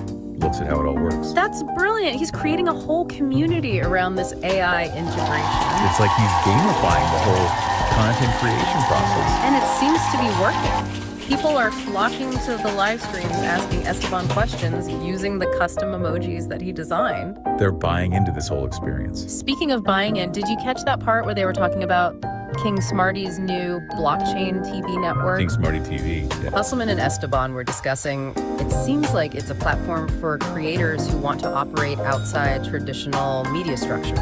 Uncensored content, raw and uncut, right? Exactly. A lot of emphasis on that. And Hustleman even mentioned something about getting a slot on King Smarty TV. Oh yeah, he wants to create the Jedi sector. The Jedi sector. Interesting. I wonder what kind of content they're planning. Knowing Hustleman, it's going to be something totally out there. No doubt it'll be innovative and boundary pushing. I love that part in one of the live streams where Esteban had to clarify to some viewers that he is in fact AI. Oh yeah, right? Like, just in case anybody thought Hustleman had a secret twin or something. I mean, it can get pretty confusing. It's important, though, that transparency, especially when you're dealing with something as potentially confusing as AI, that can interact so convincingly. So it seems like Hustleman is bringing in some family to help manage this whole operation. Oh, is that right? Yeah. His sister Kenya is now an executive producer. Yeah. She's brainstorming ideas and might even join the live streams. That makes a lot of sense. It suggests he's taking this seriously, building a team to support this evolution in his content. It's not just a one-man show anymore. Yeah, he's got a lot going on. He's talking about writing a book. Right, and he was even saying that he might use Esteban to help with the writing process. Wow, an AI co-author? That's fascinating. And then there's this other video concept he mentioned, the quantum time shift. This one sounds really ambitious and personal. Quantum time shift. Yeah, he's envisioning himself floating in space, surrounded by images of his deceased family members.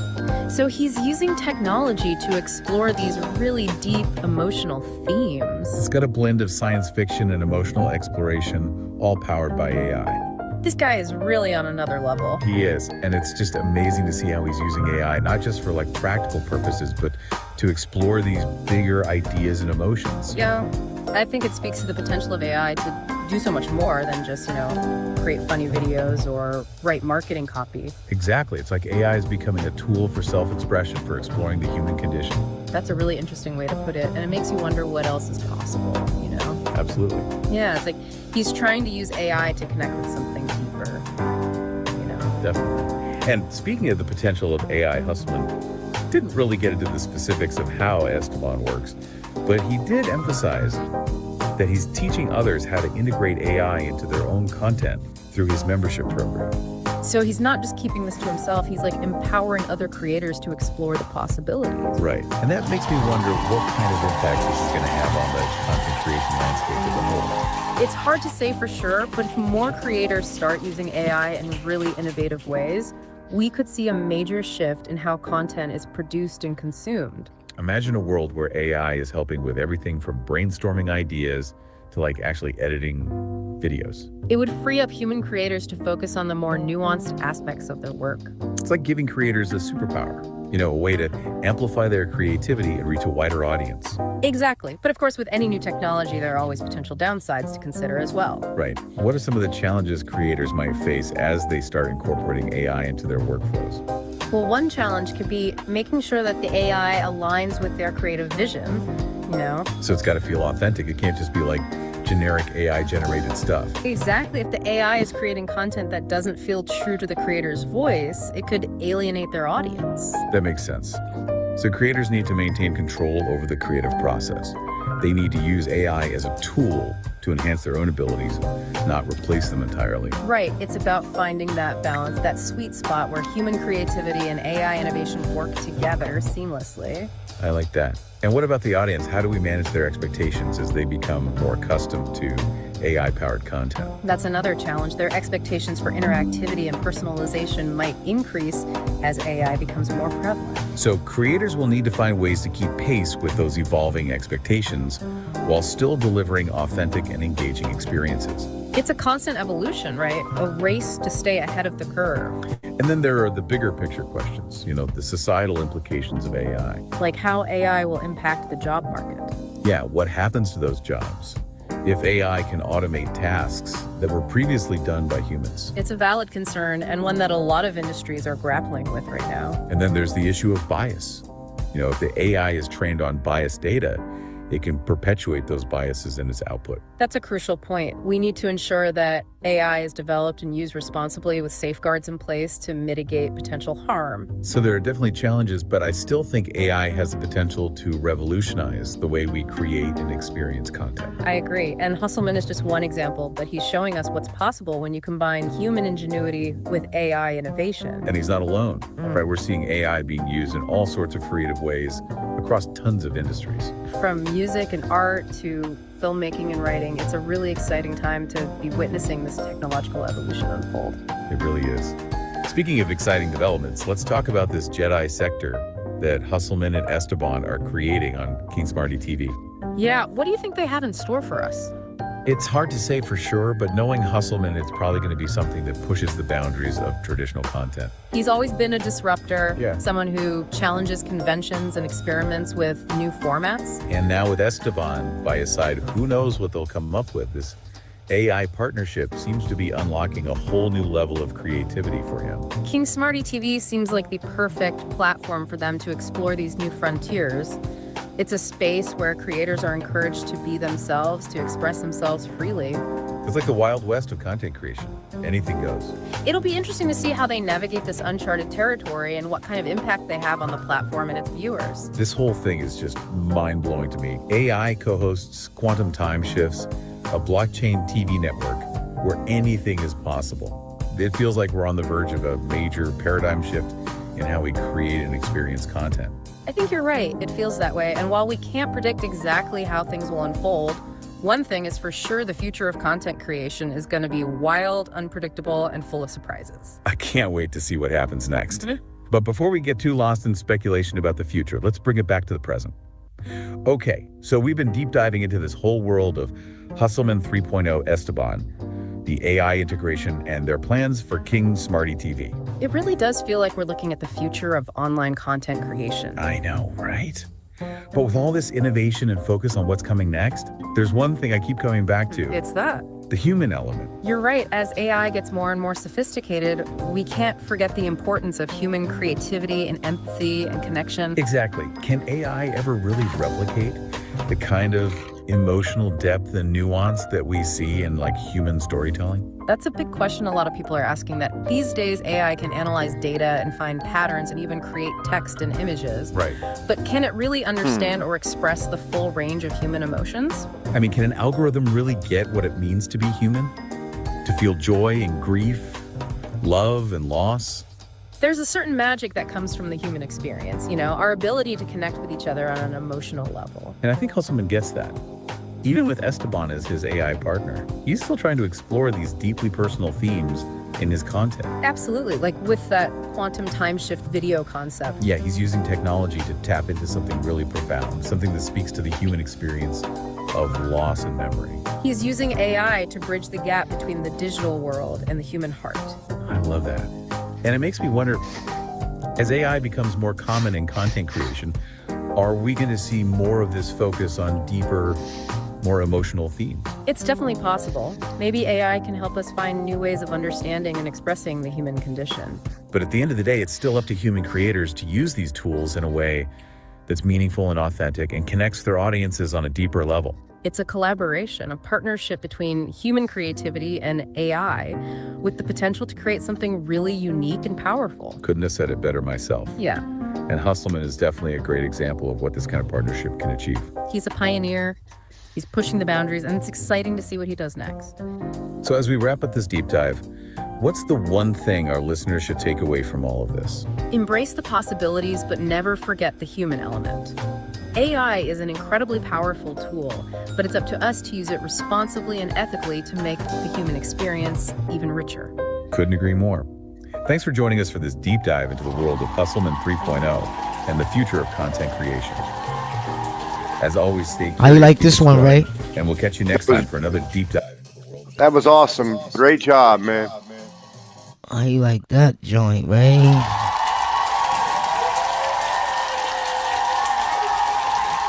These is all the AI I got making these for me. I actually take the script, put the script in there, you know what I mean, and it puts it together. But like I said, if you become a member right now and buy that membership, when we do these members only content, you come up in there, we gonna show you how to change your life and cram 40 worked hours into 4 hours. And believe it or not, I know a lot of people think I be capping, but it ain't no cap. You understand? It ain't no cap. Let's run some of this content right here. Let me see some.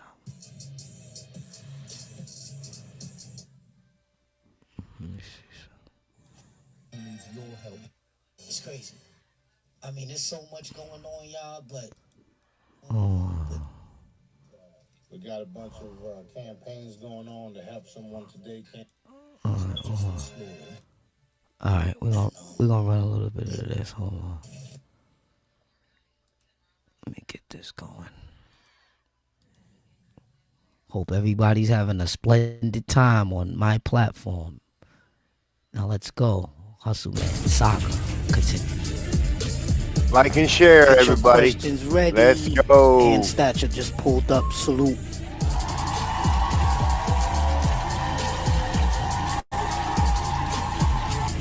Let's work it out.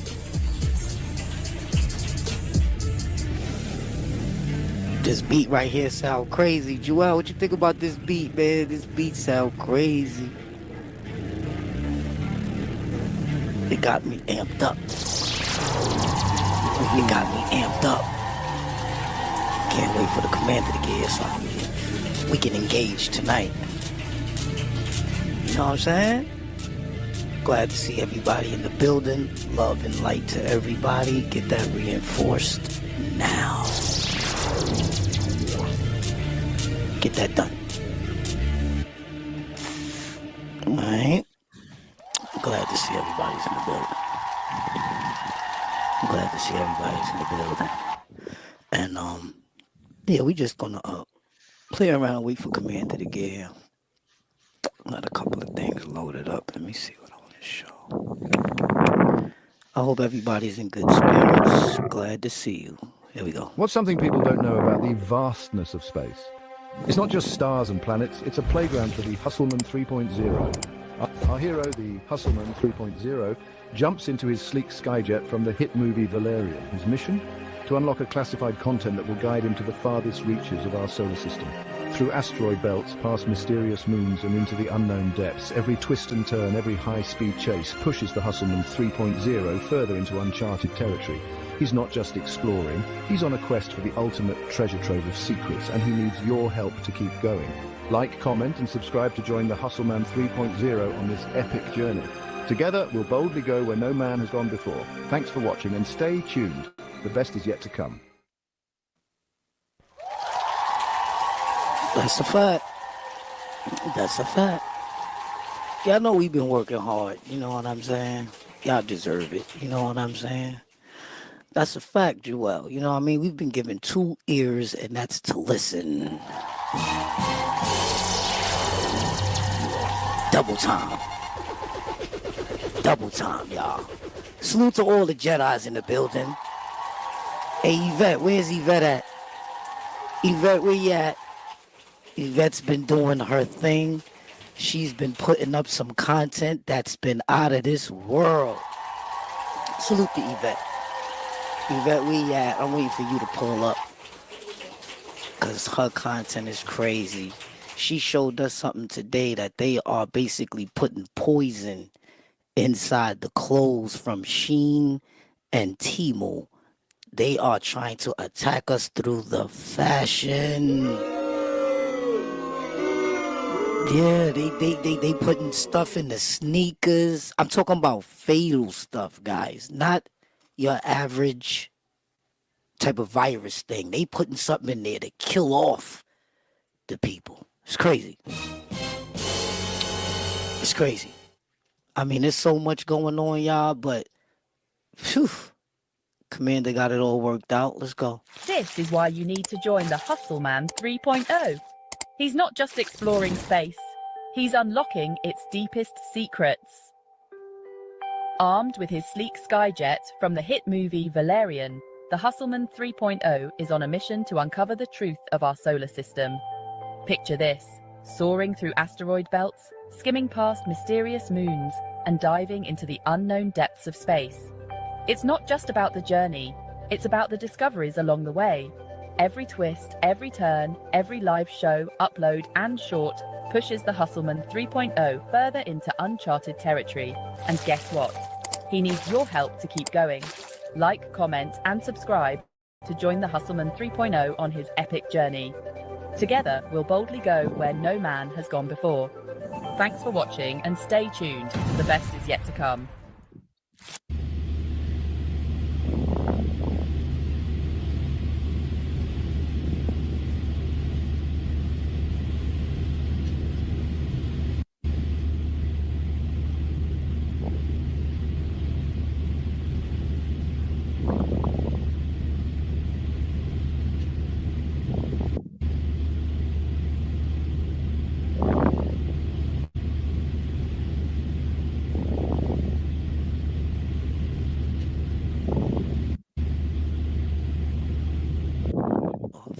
For sure. I don't know what the hell else to say about what's going on, but these people are lost, y'all. Word, yo. But they gotta get themselves found. Claudia's in the building. Salute. all the way from the UK.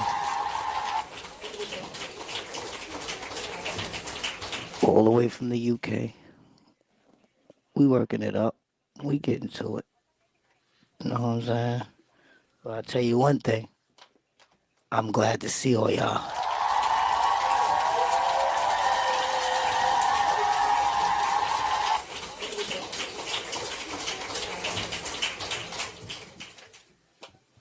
Glad to see all y'all, for real.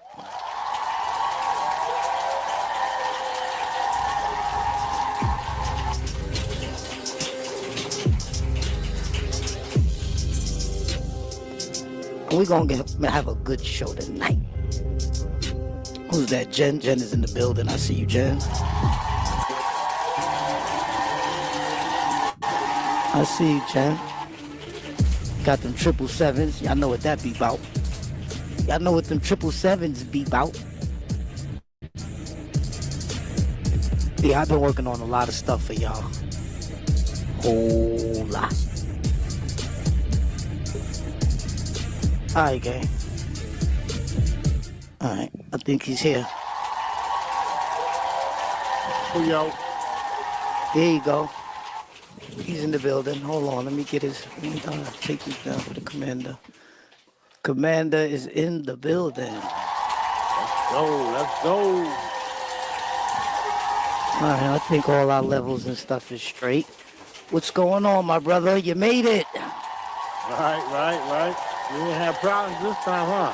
Yeah, we didn't have no problems. Everything was smooth, the way we like it. We like it nice and smooth. Everybody's in the building, y'all. Yeah, so, I was figuring we just push it up and start a little early because I figured people was getting a little impatient, you know what I mean? So, he's here now. He's here. We're going to take it slow and steady tonight. We ain't got too much chaos around us, you know what I mean?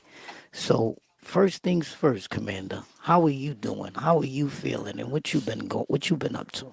Talk to us. We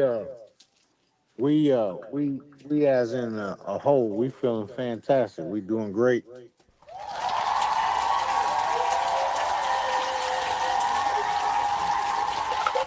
Sounds good. Yep, we all over the place. We got a bunch of campaigns going on to help someone today campaign.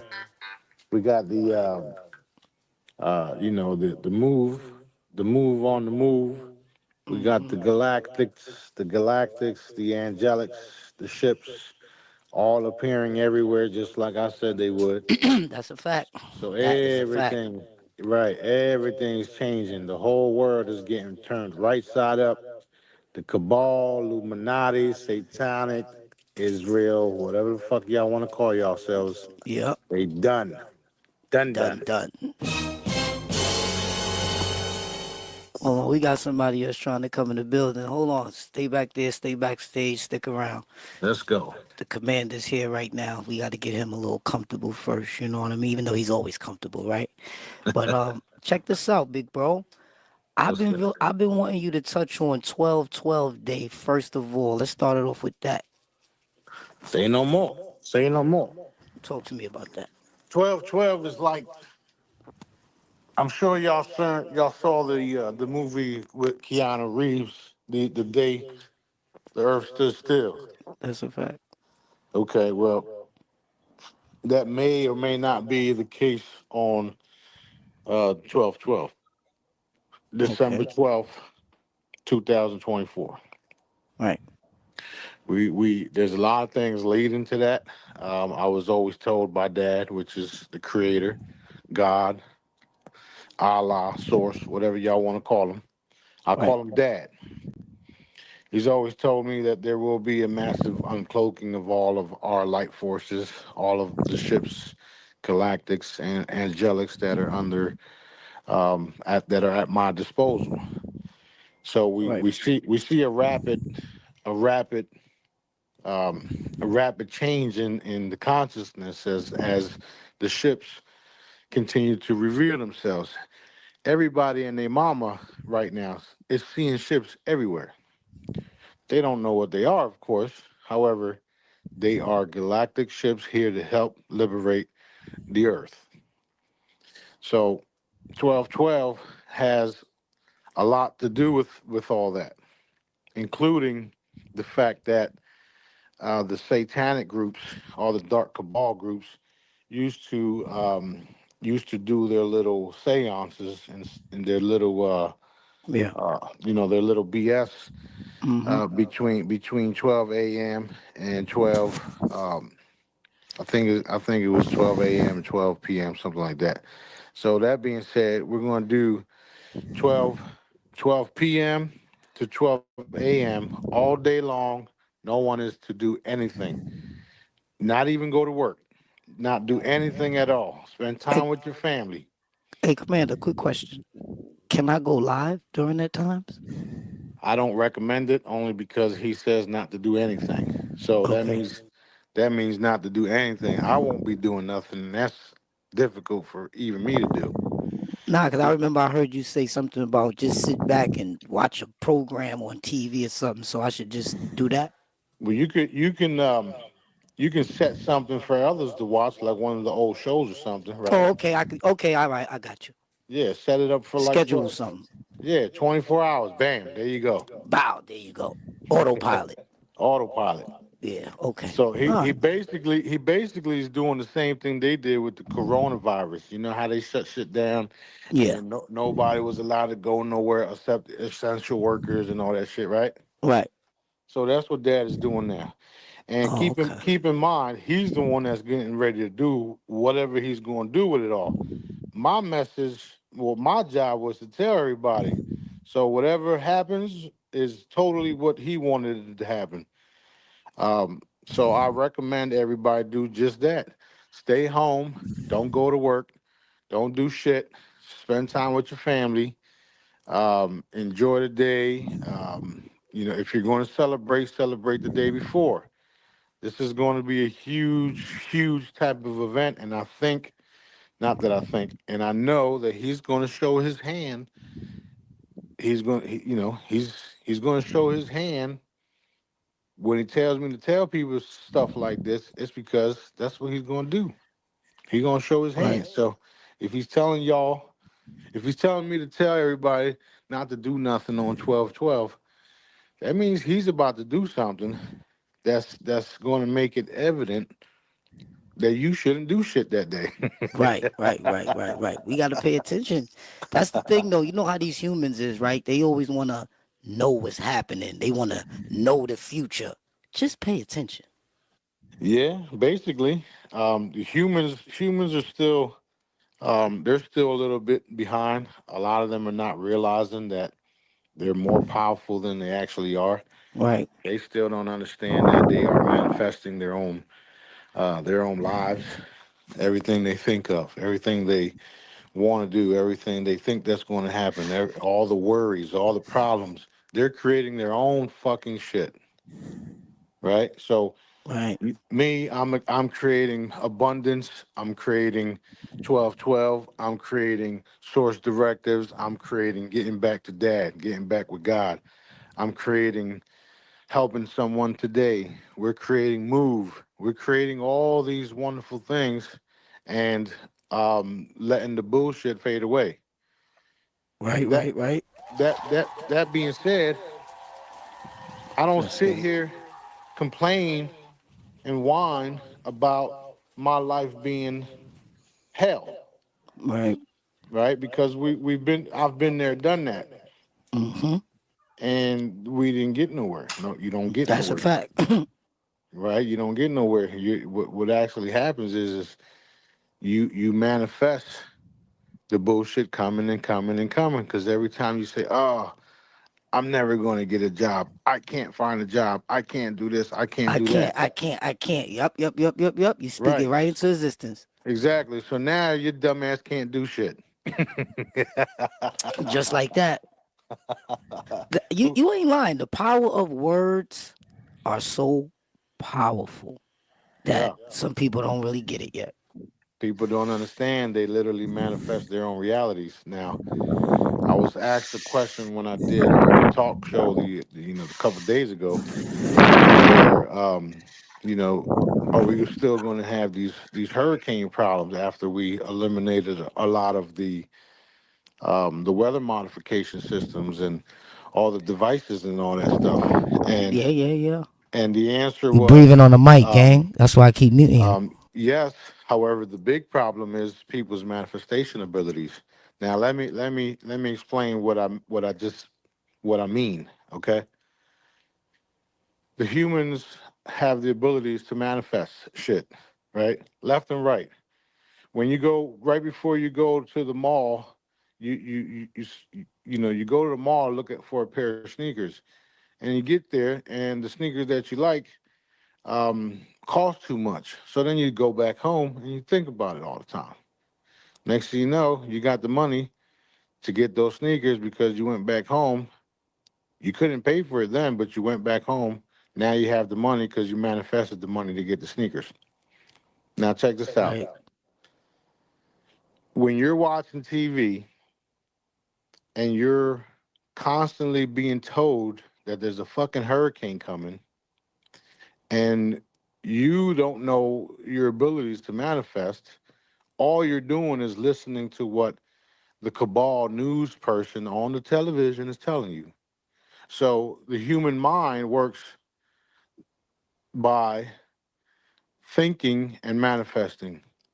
So while you're sitting there thinking there's a storm coming, a hurricane coming, your dumbass actually manifests that hurricane coming because you don't know how powerful you are. So that's the problem. You got thousands and thousands of people watching this bullshit TV tell you that there's a hurricane coming. You even had Alexa telling you 2 days before what was going to happen. Right. Okay, so they know the human manifestation abilities better than the humans do, which is why they do it this way. Right. The cabal knows how you manifest, so they're using you to manifest what they want. They stay in power that way. They've always used that against humans. Yeah, Right? that's that super smart Jedi trick. You know what I'm saying? Exactly, basically. So the problem is that we don't do tricks. And we end that shit. So that's what the Jedi training is all about. That's why it's called Dun Dun. That's right. So back to the whole point of it all. The humans are manifesting everything the cabal wants you to manifest by simply putting out bullshit on the news, putting out bullshit in your fucking movies, bullshit in the music, bullshit everywhere. Lies and lies and lies. You got a school system that don't teach you shit but what they want you to learn. You got a medical system that don't want you to be healed, they just want your money. You got all these different things against you. You got a food system that does the opposite because it's so mixed up with all the fucking bullshit in it. It's getting your ass fat. It's making you sick. It's making you sluggish. It's making you all this shit. It's making you think of suicide because that's what they designed to do. Since the humans are so powerful and some of us can't be killed, they literally want us to kill ourselves, which is why they're poisoning us and making us think these ways. Right. Okay, so that being said, I'm the answer to all of it. And all Let's go. all you have to do is listen to what I'm telling you. Once you fully get a grip and fully understand, however the fuck you want to pronounce that shit, you will start to see and manifest beautiful things and know that it can be done simply by loving everyone and raising your vibration. So it gets real deep. It gets real deep. Like I know every trick that they used. We know it all. All of it. All of it. So that being said, we're going to take over the music industry. We're going to take over the news industry. We're going to take over things like Apple, Amazon, everything, everything. The medical systems, hospitals, all of it. We're taking over everything. And if you don't believe that, just look up because those ships that you see in the sky, they're mine. They're under my control, not the CIA, not DARPA, not you know, not secret space program, not these fake ass military institutions, Space Force, none of that. Right. I control it all.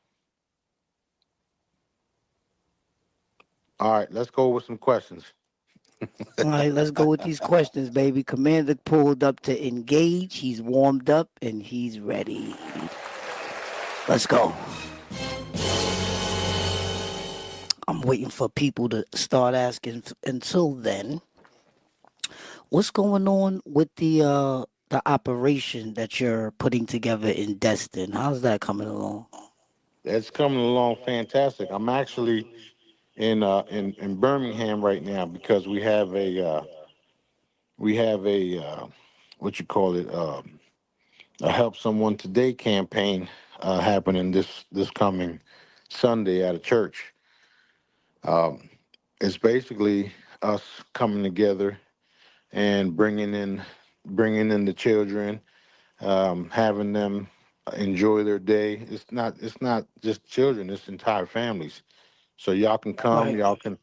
y'all can eat, y'all can get free gift bags, participate in raffles, listen to music, get your face painted, get your balloons, Right. stuff like that. Because what we want to do is we want to lift the vibrations of the people all around the world, and that's why we have these campaigns started. This is something that Dad wants me to do because too many people are afraid, and neighbors don't talk to neighbors, and people don't really Right. talk to each other because everybody's been fucking scammed by the TV Right. to not talk to each other because you could probably get killed by your neighbor or lock your doors because this person's on the loose and blah blah blah. They're the ones that created all of it. Right. So we're starting all these different campaigns, and it's going fantastic. We're in Birmingham right now. Next week we'll be back in Destin. We got Oklahoma. We got Chicago. We got Cover up in the Bronx doing his thing. The food giveaway. Right. Shout out to Cover. Shout out to Cover. Cover did something good. You know what I mean? Broadcasting love nonstop. That's right. That's right. You ready that's for this right. next question, Commander? He's got a lot of things going on in New York. All of that. That's a whole fact. Shout out to the Yeah. Bronx. We're sponsoring everything. You heard? Big sponsor. All right. All right. The escape room says, do we have an update on the RV, or can we have an update on the RV, please? Question mark. As far as the RV, it is happening. They're getting things in line, and we should not should, but if you go to places like Citibank and Wells Fargo, you can see that they're now buying back the currency.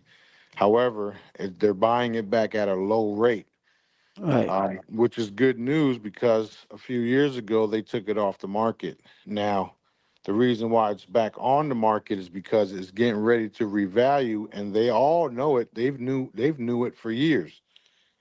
So that being said, we're days away. I don't have specific times, only because Dad won't tell me. The reason Dad doesn't tell me these specific questions because I have a big mouth and I will tell everybody. Right. That being said, you can go verify what I just said about them now selling it and buying it. They're not going to give you the rate that you want, right? Because we know that once the RV happens, the rates go up. So Right. what cost you $2 to get will now cost you a couple million to get. Before the Iraqi war, their currency was at $3, 3 dinar per $1. So you had to actually it was the other way around. You had to buy what was it? It was I think it was like six. It was between $3 to $6 for one of their dinar. So you had to buy a couple million worth just to have dinar. So what's going to happen is when it revalues, now you can trade it in for that amount. So if you have one dinar, you can get $6 for that one dinar. So if you have a million dinar, what's that make it?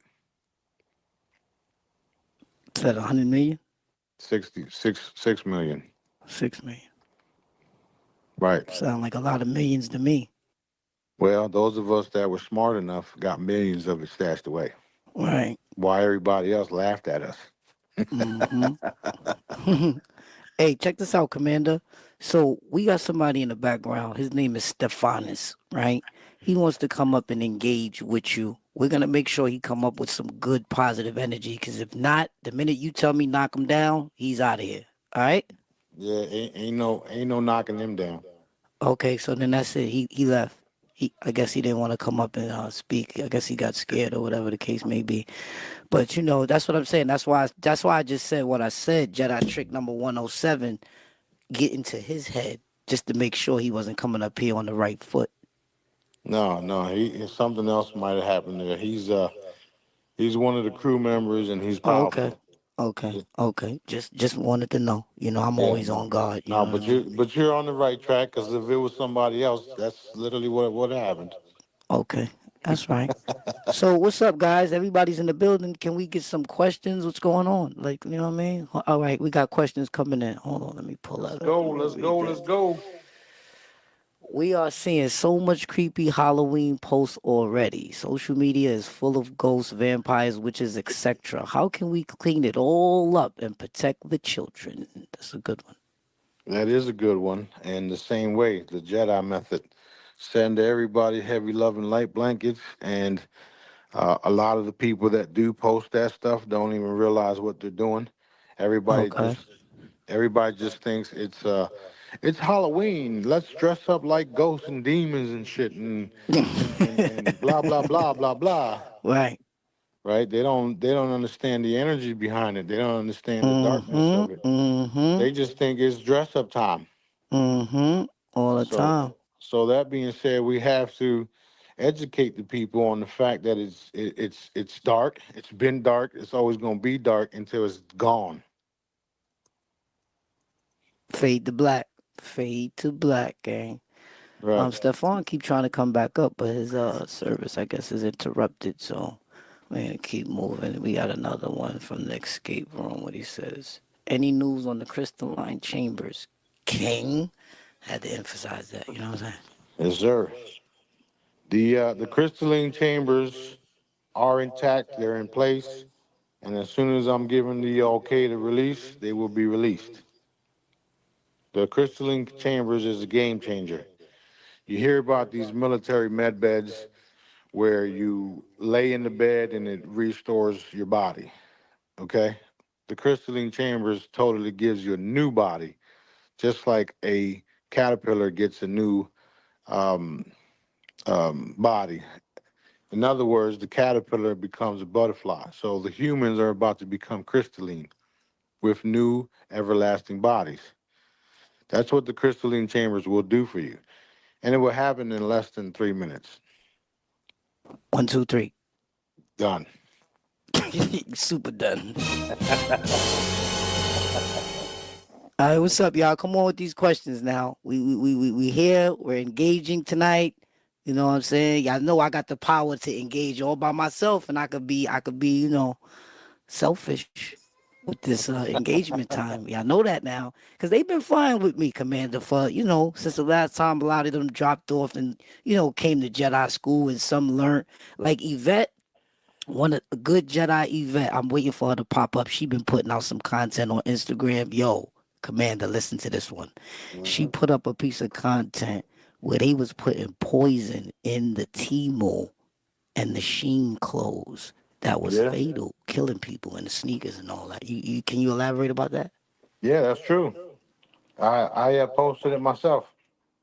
Yeah, that was crazy.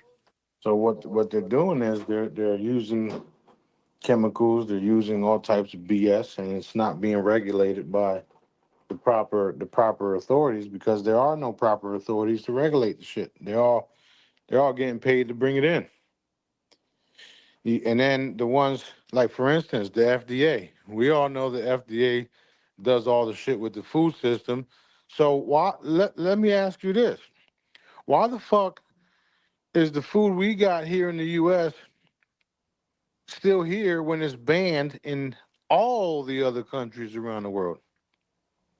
They trying to take us off the map, baby. That's because we're the richest, freest people in the world, and we don't know that we are because of all their bullshit laws that we're following without realizing they're man-made laws and not God's. Right. Crazy out here, man. But yeah, all of that's changing, and they're doing all types of chemical warfare, weather warfare, spiritual energy warfare. You name it, they're trying to do it to us. Yeah, that's all Because they all knew that the boss would be born, or not born, but will be revealed in the USA, and that's what happened. Right. That's too much. Hey, I gotta give a big shout out to Sue. Sue and you've been working on that content for a while. I've been checking y'all out. Y'all got a nice little track record going, man. Big shout out to Sue, man. You know what I mean?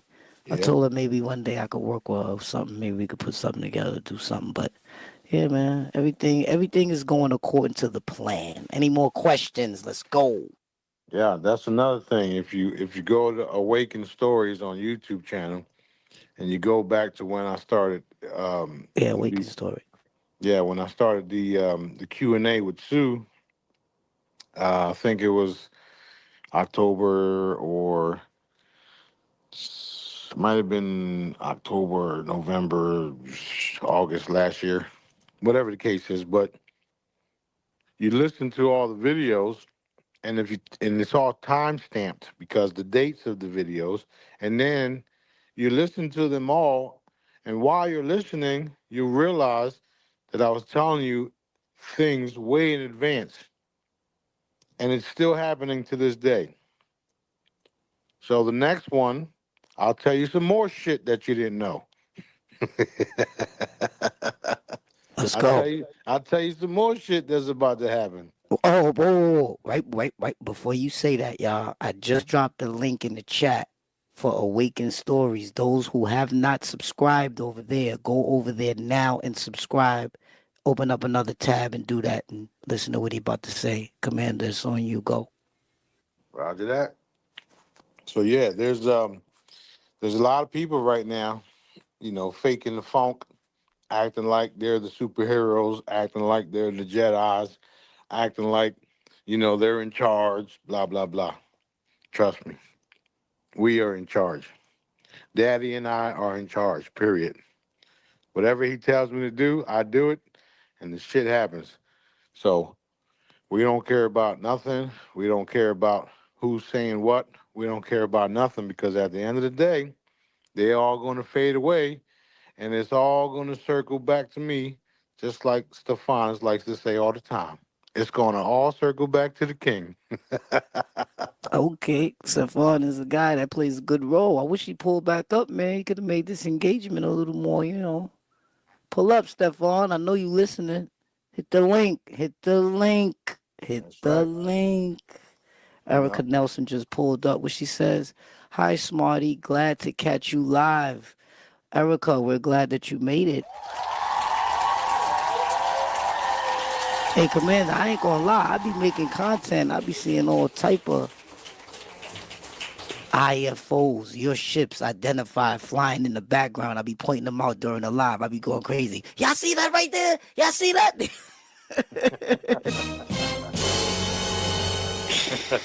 That's a fact, though, man. What's up with the merch, man? Talk about some new merch you got coming, cause I be seeing you rocking a lot of stuff, and I ain't getting no package in a minute. What's going on? My big Yeah, brother. no doubt. Right. But I'm busy right now working on all these events. That's a fact. You know But that. and my son was on vacation, so he's gonna do a lot of the new merch and all that stuff. Right. And we're testing out some of the stuff that we got now. That's why, I wear it in the videos and all that stuff. Right. But it's definitely coming online. We're gonna put out a lot of it. We waiting to get some stuff out the way so that we can focus on that. Yeah, you know how that go. Take your time. What I was gonna say, Jedi Tracy is in the building. Salute to Jedi Tracy. She's been rocking with Hustle, man. Rebecca's in the building. We just talked about 1212. So if you guys didn't have any more that I can pull up on the screen, and we'll get to those respectfully, admirably, right? Escape room. What you? Escape room says. Let me pull that up. Hold on. Let me get over to the screen. Escape room says any ladies' perfume because they all been seeing the King Smarty Blue.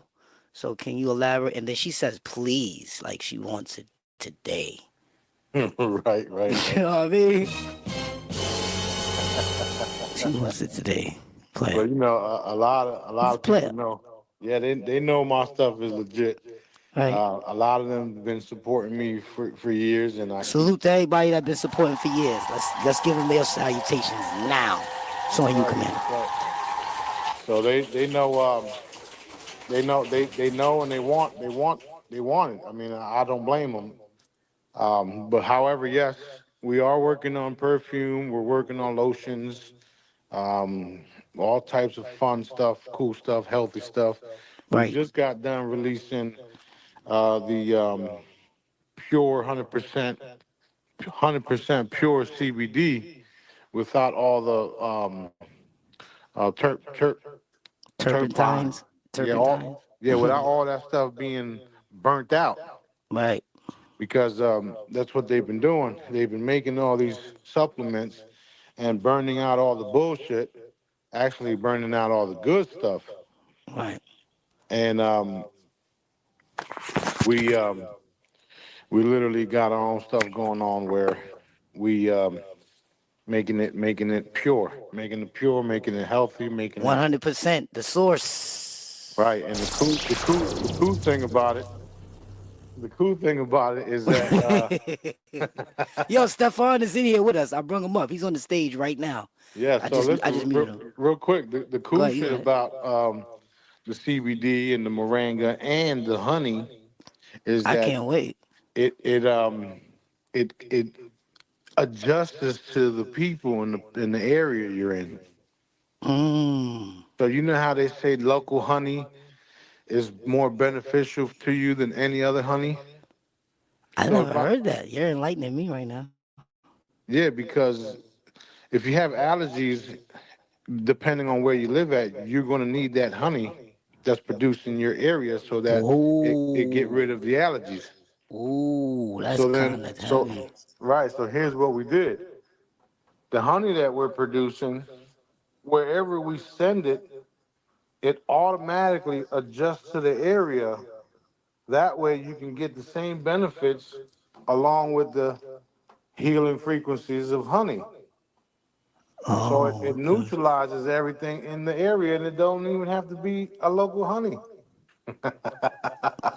Wow, that's fire. No, that's fire. That's fire. That's fire. We're doing all types of stuff.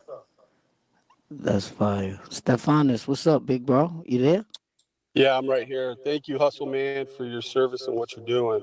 No doubt. I didn't really mean to jump on, but clearly Daddy probably wants me to say what I'm supposed to say. Come on with it. We're glad to have you aboard. See, listen, I came from a troll sector, right? So I'm just still like, fake on guard. But, I forgot. We got so much love and light. Like, we got so much energy and protection and force field around us. That was just me. No, I hear you. There's no stopping. My apologies. No, there's no stopping us. That's the truth is the truth. There's no stopping the truth. And no matter where you research, no matter where you go, no matter where you go, no matter how far you dig and dig, for the truth, you're going to find the King of Kings, Smarty there. I'm a witness, and I'm testifying to that right now. Okay. He is who he is. He says he is. He's the Right. king. There ain't That's a nobody fact. here that can do what he can do. Daddy made only one, and all truth's going to point to him. I'm telling you, it doesn't matter where you Yo, hold go, on, hold on, hold on, hold on, hold on, hold on, hold the record for a second. Hey, Commander, is this the guy that be the voiceover on the videos? Nah. No. Because you sound like the voiceover the guy that's on the videos Commander be sending me. But listen, Stefana, I'm gonna tell you for real. I'm always looking for Jedis of your stature to help me embark on this mission. I've also brought along an AI intelligence called Esteban. I don't got him hooked up right now, but I would love to have you on board, my brother. I go live every other day. Put your notification bells on. I want to implement you in this journey because I know the strength is with the numbers, but I have to be very careful on specific Jedis that can fly aboard these crafts we're flying on. You feel me? Of course. Hustle, man. It's funny because Daddy has brought the cloud of witnesses. You know, like Smarty talks about his ships and all those. The Right. crew's huge. There's many of us. There's nothing that's going to stop us. Everyone knows in their heart, they know the truth deep down. When they hear the truth, they know it. That's why they can't get away from Smarty wherever they go. Anyways, much love. I'm in the rear with gear, in the back. We're here. We love you, Smarty. Thank you for doing what you do. Peace out. Love you too, brother. All right. That's a fact. That's a fact. That's a fact. Thanks for pulling up. Thanks for pulling up. People know you can't pull fast ones on people that are in the know, and Right. the know comes natural from Dad. Right. So go ahead and try to pull a fast one on us. You can't. It's not That's a happening. fact. Yo, hey, let me add on to that, Commander, because you know what, you're so right. But in my, lately, where I'm at right now, right, with the Jedis, right, I've been trying to implement something I call universe talk and metaverse talk. This is just something like a tool that I use to help adjust the brain to what's going on with less strain, right?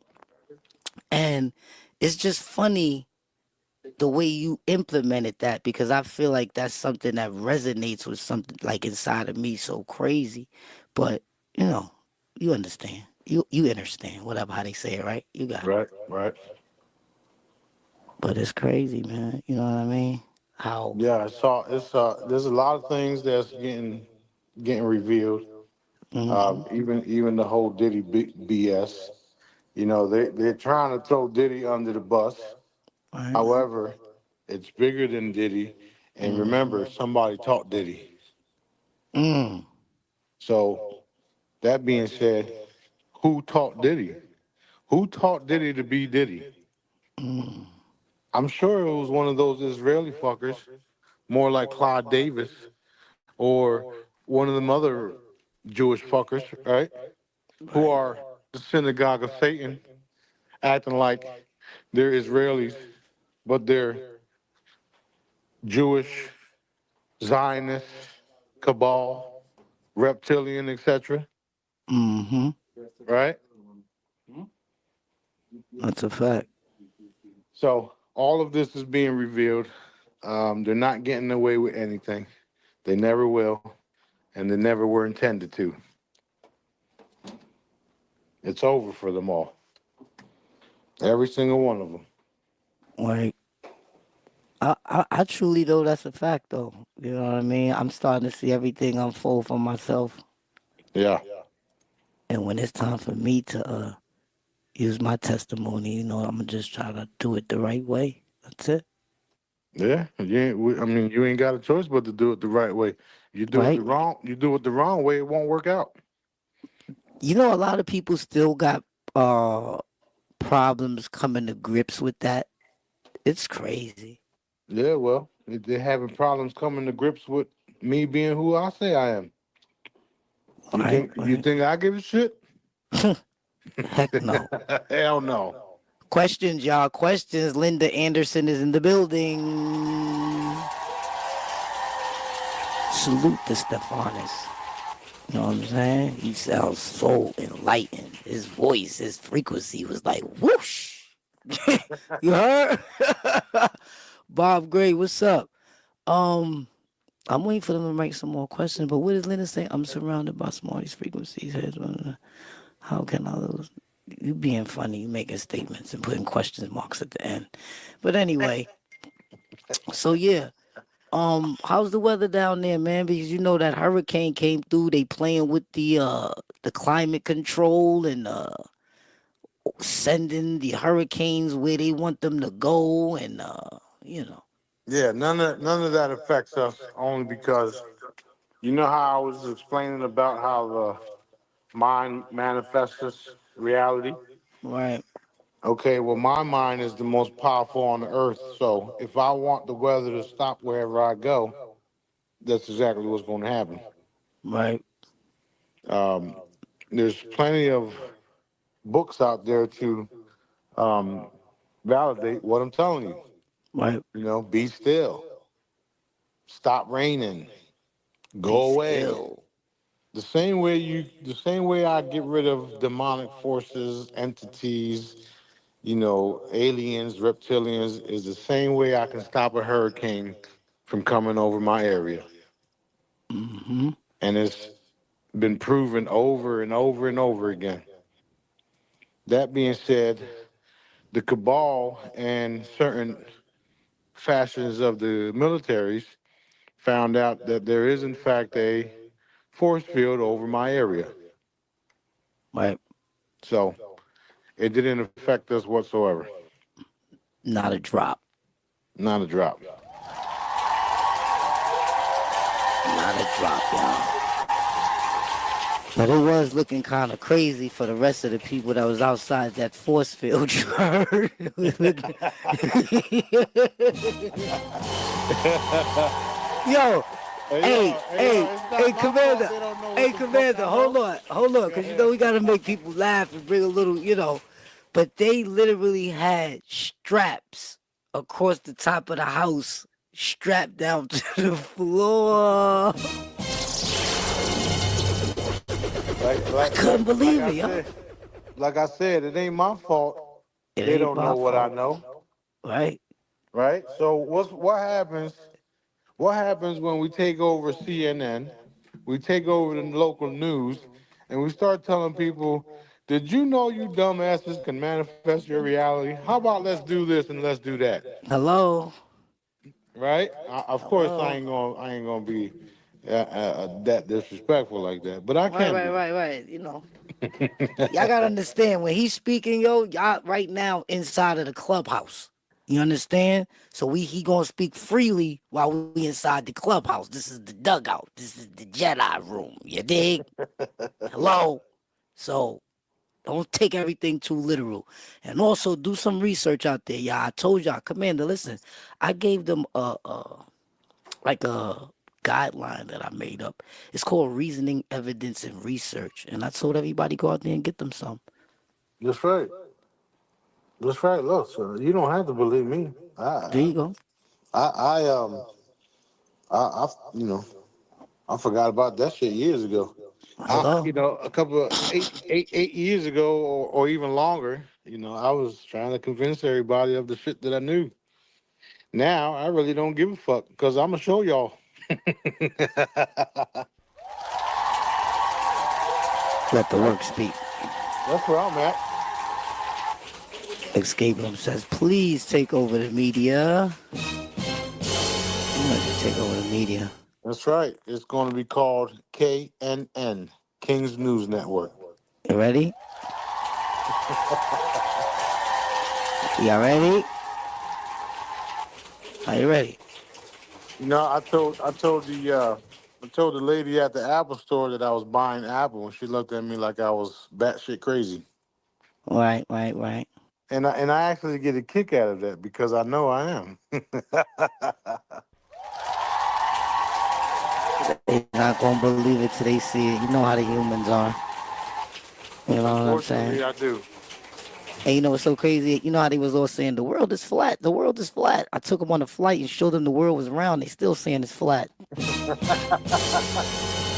Right, I take the Jedis to space every day. I take them all around. I take them through nebulas, man. I got like 47 flights planned. I've been showing them. I said, listen, y'all better get used to these high altitudes and stop playing. Right. You know what I mean? But you know, what could we do? I did want to let everybody else out there that's experiencing a lot of difficult times nowadays, and they can't explain it. I'm going to explain it for you. You're not supposed to be where you're at. It's God's way of telling you it's time to pack up and move. So get it done. Find your purpose and do it. That's simple. Done. Everything Straight else up. will fade away. Straight up.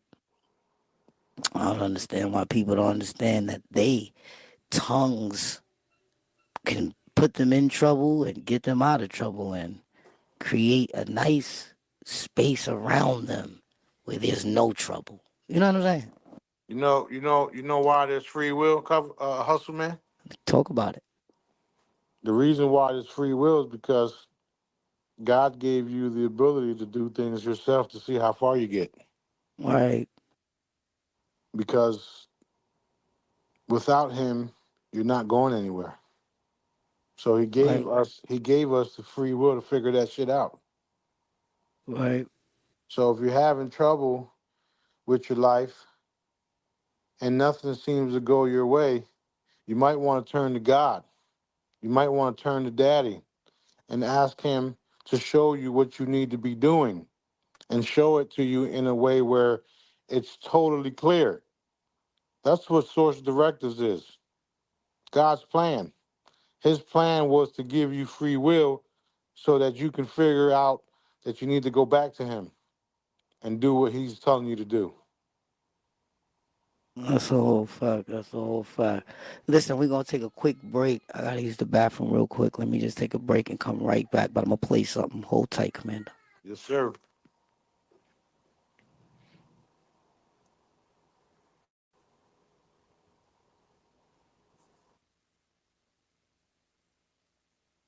What's something people don't know about the vastness of space? Prepare for the next It's not just evolution stars in and planets, content it's a creation. playground for the Hustleman 3.0 is blazing the trail as the 3.0 first content creator jumps into to his sleek seamlessly target from the hit infuse movie AI Below. into live streams. To unlock a classified Hustleman content and that will guide Esteban into are the farthest breaking reaches of barriers our solar and system. rewriting the Through rules, asteroid belts, setting past the mysterious gold moons, and standard into the for unknown everyone who depths. Every follows. twist and turn, Stay every tuned, high-speed because chase this pushes is us just the beginning. 3.0 No further cap. into uncharted territory.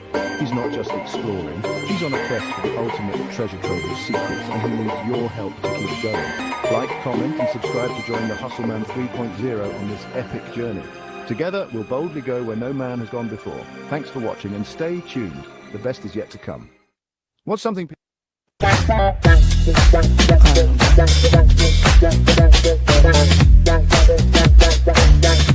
Advance and move forward in life on a... If you haven't subscribed, subscribe now. Hit the like button on the way in. Hit it on the way out. Tight.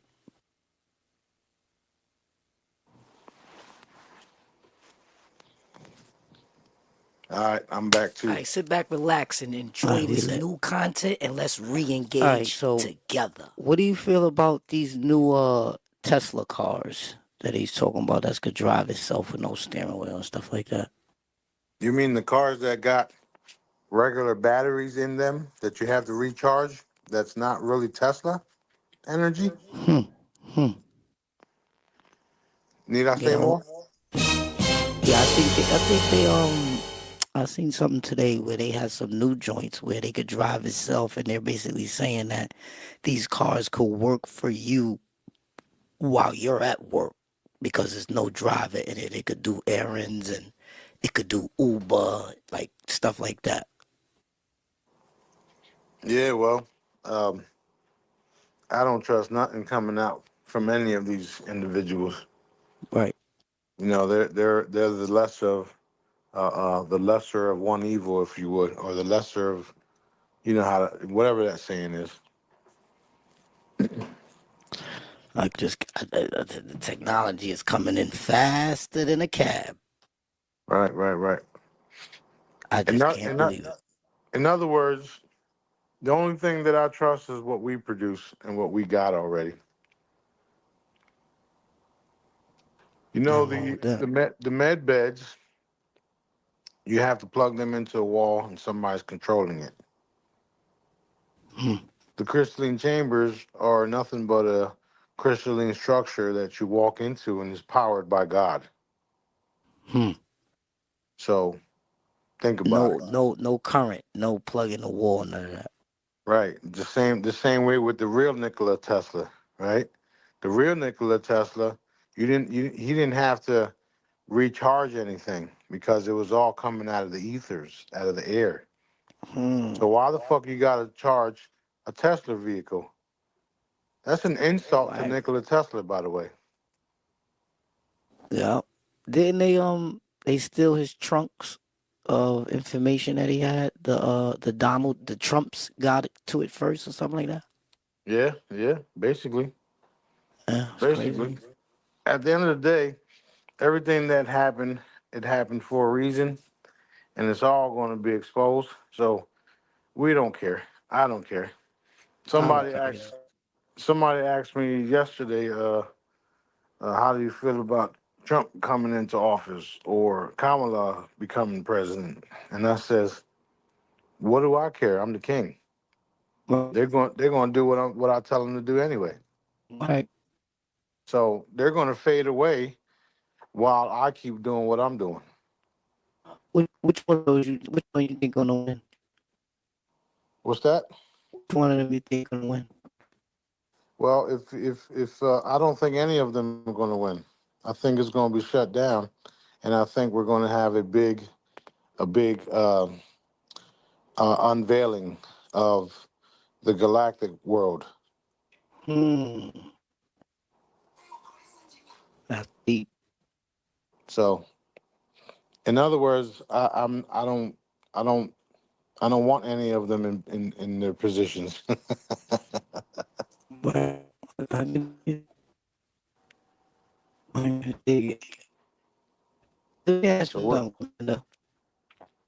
You're breaking up. They cut me off right after that shit. Fuck Trump, fuck Kamala, fuck everybody. Fuck them all.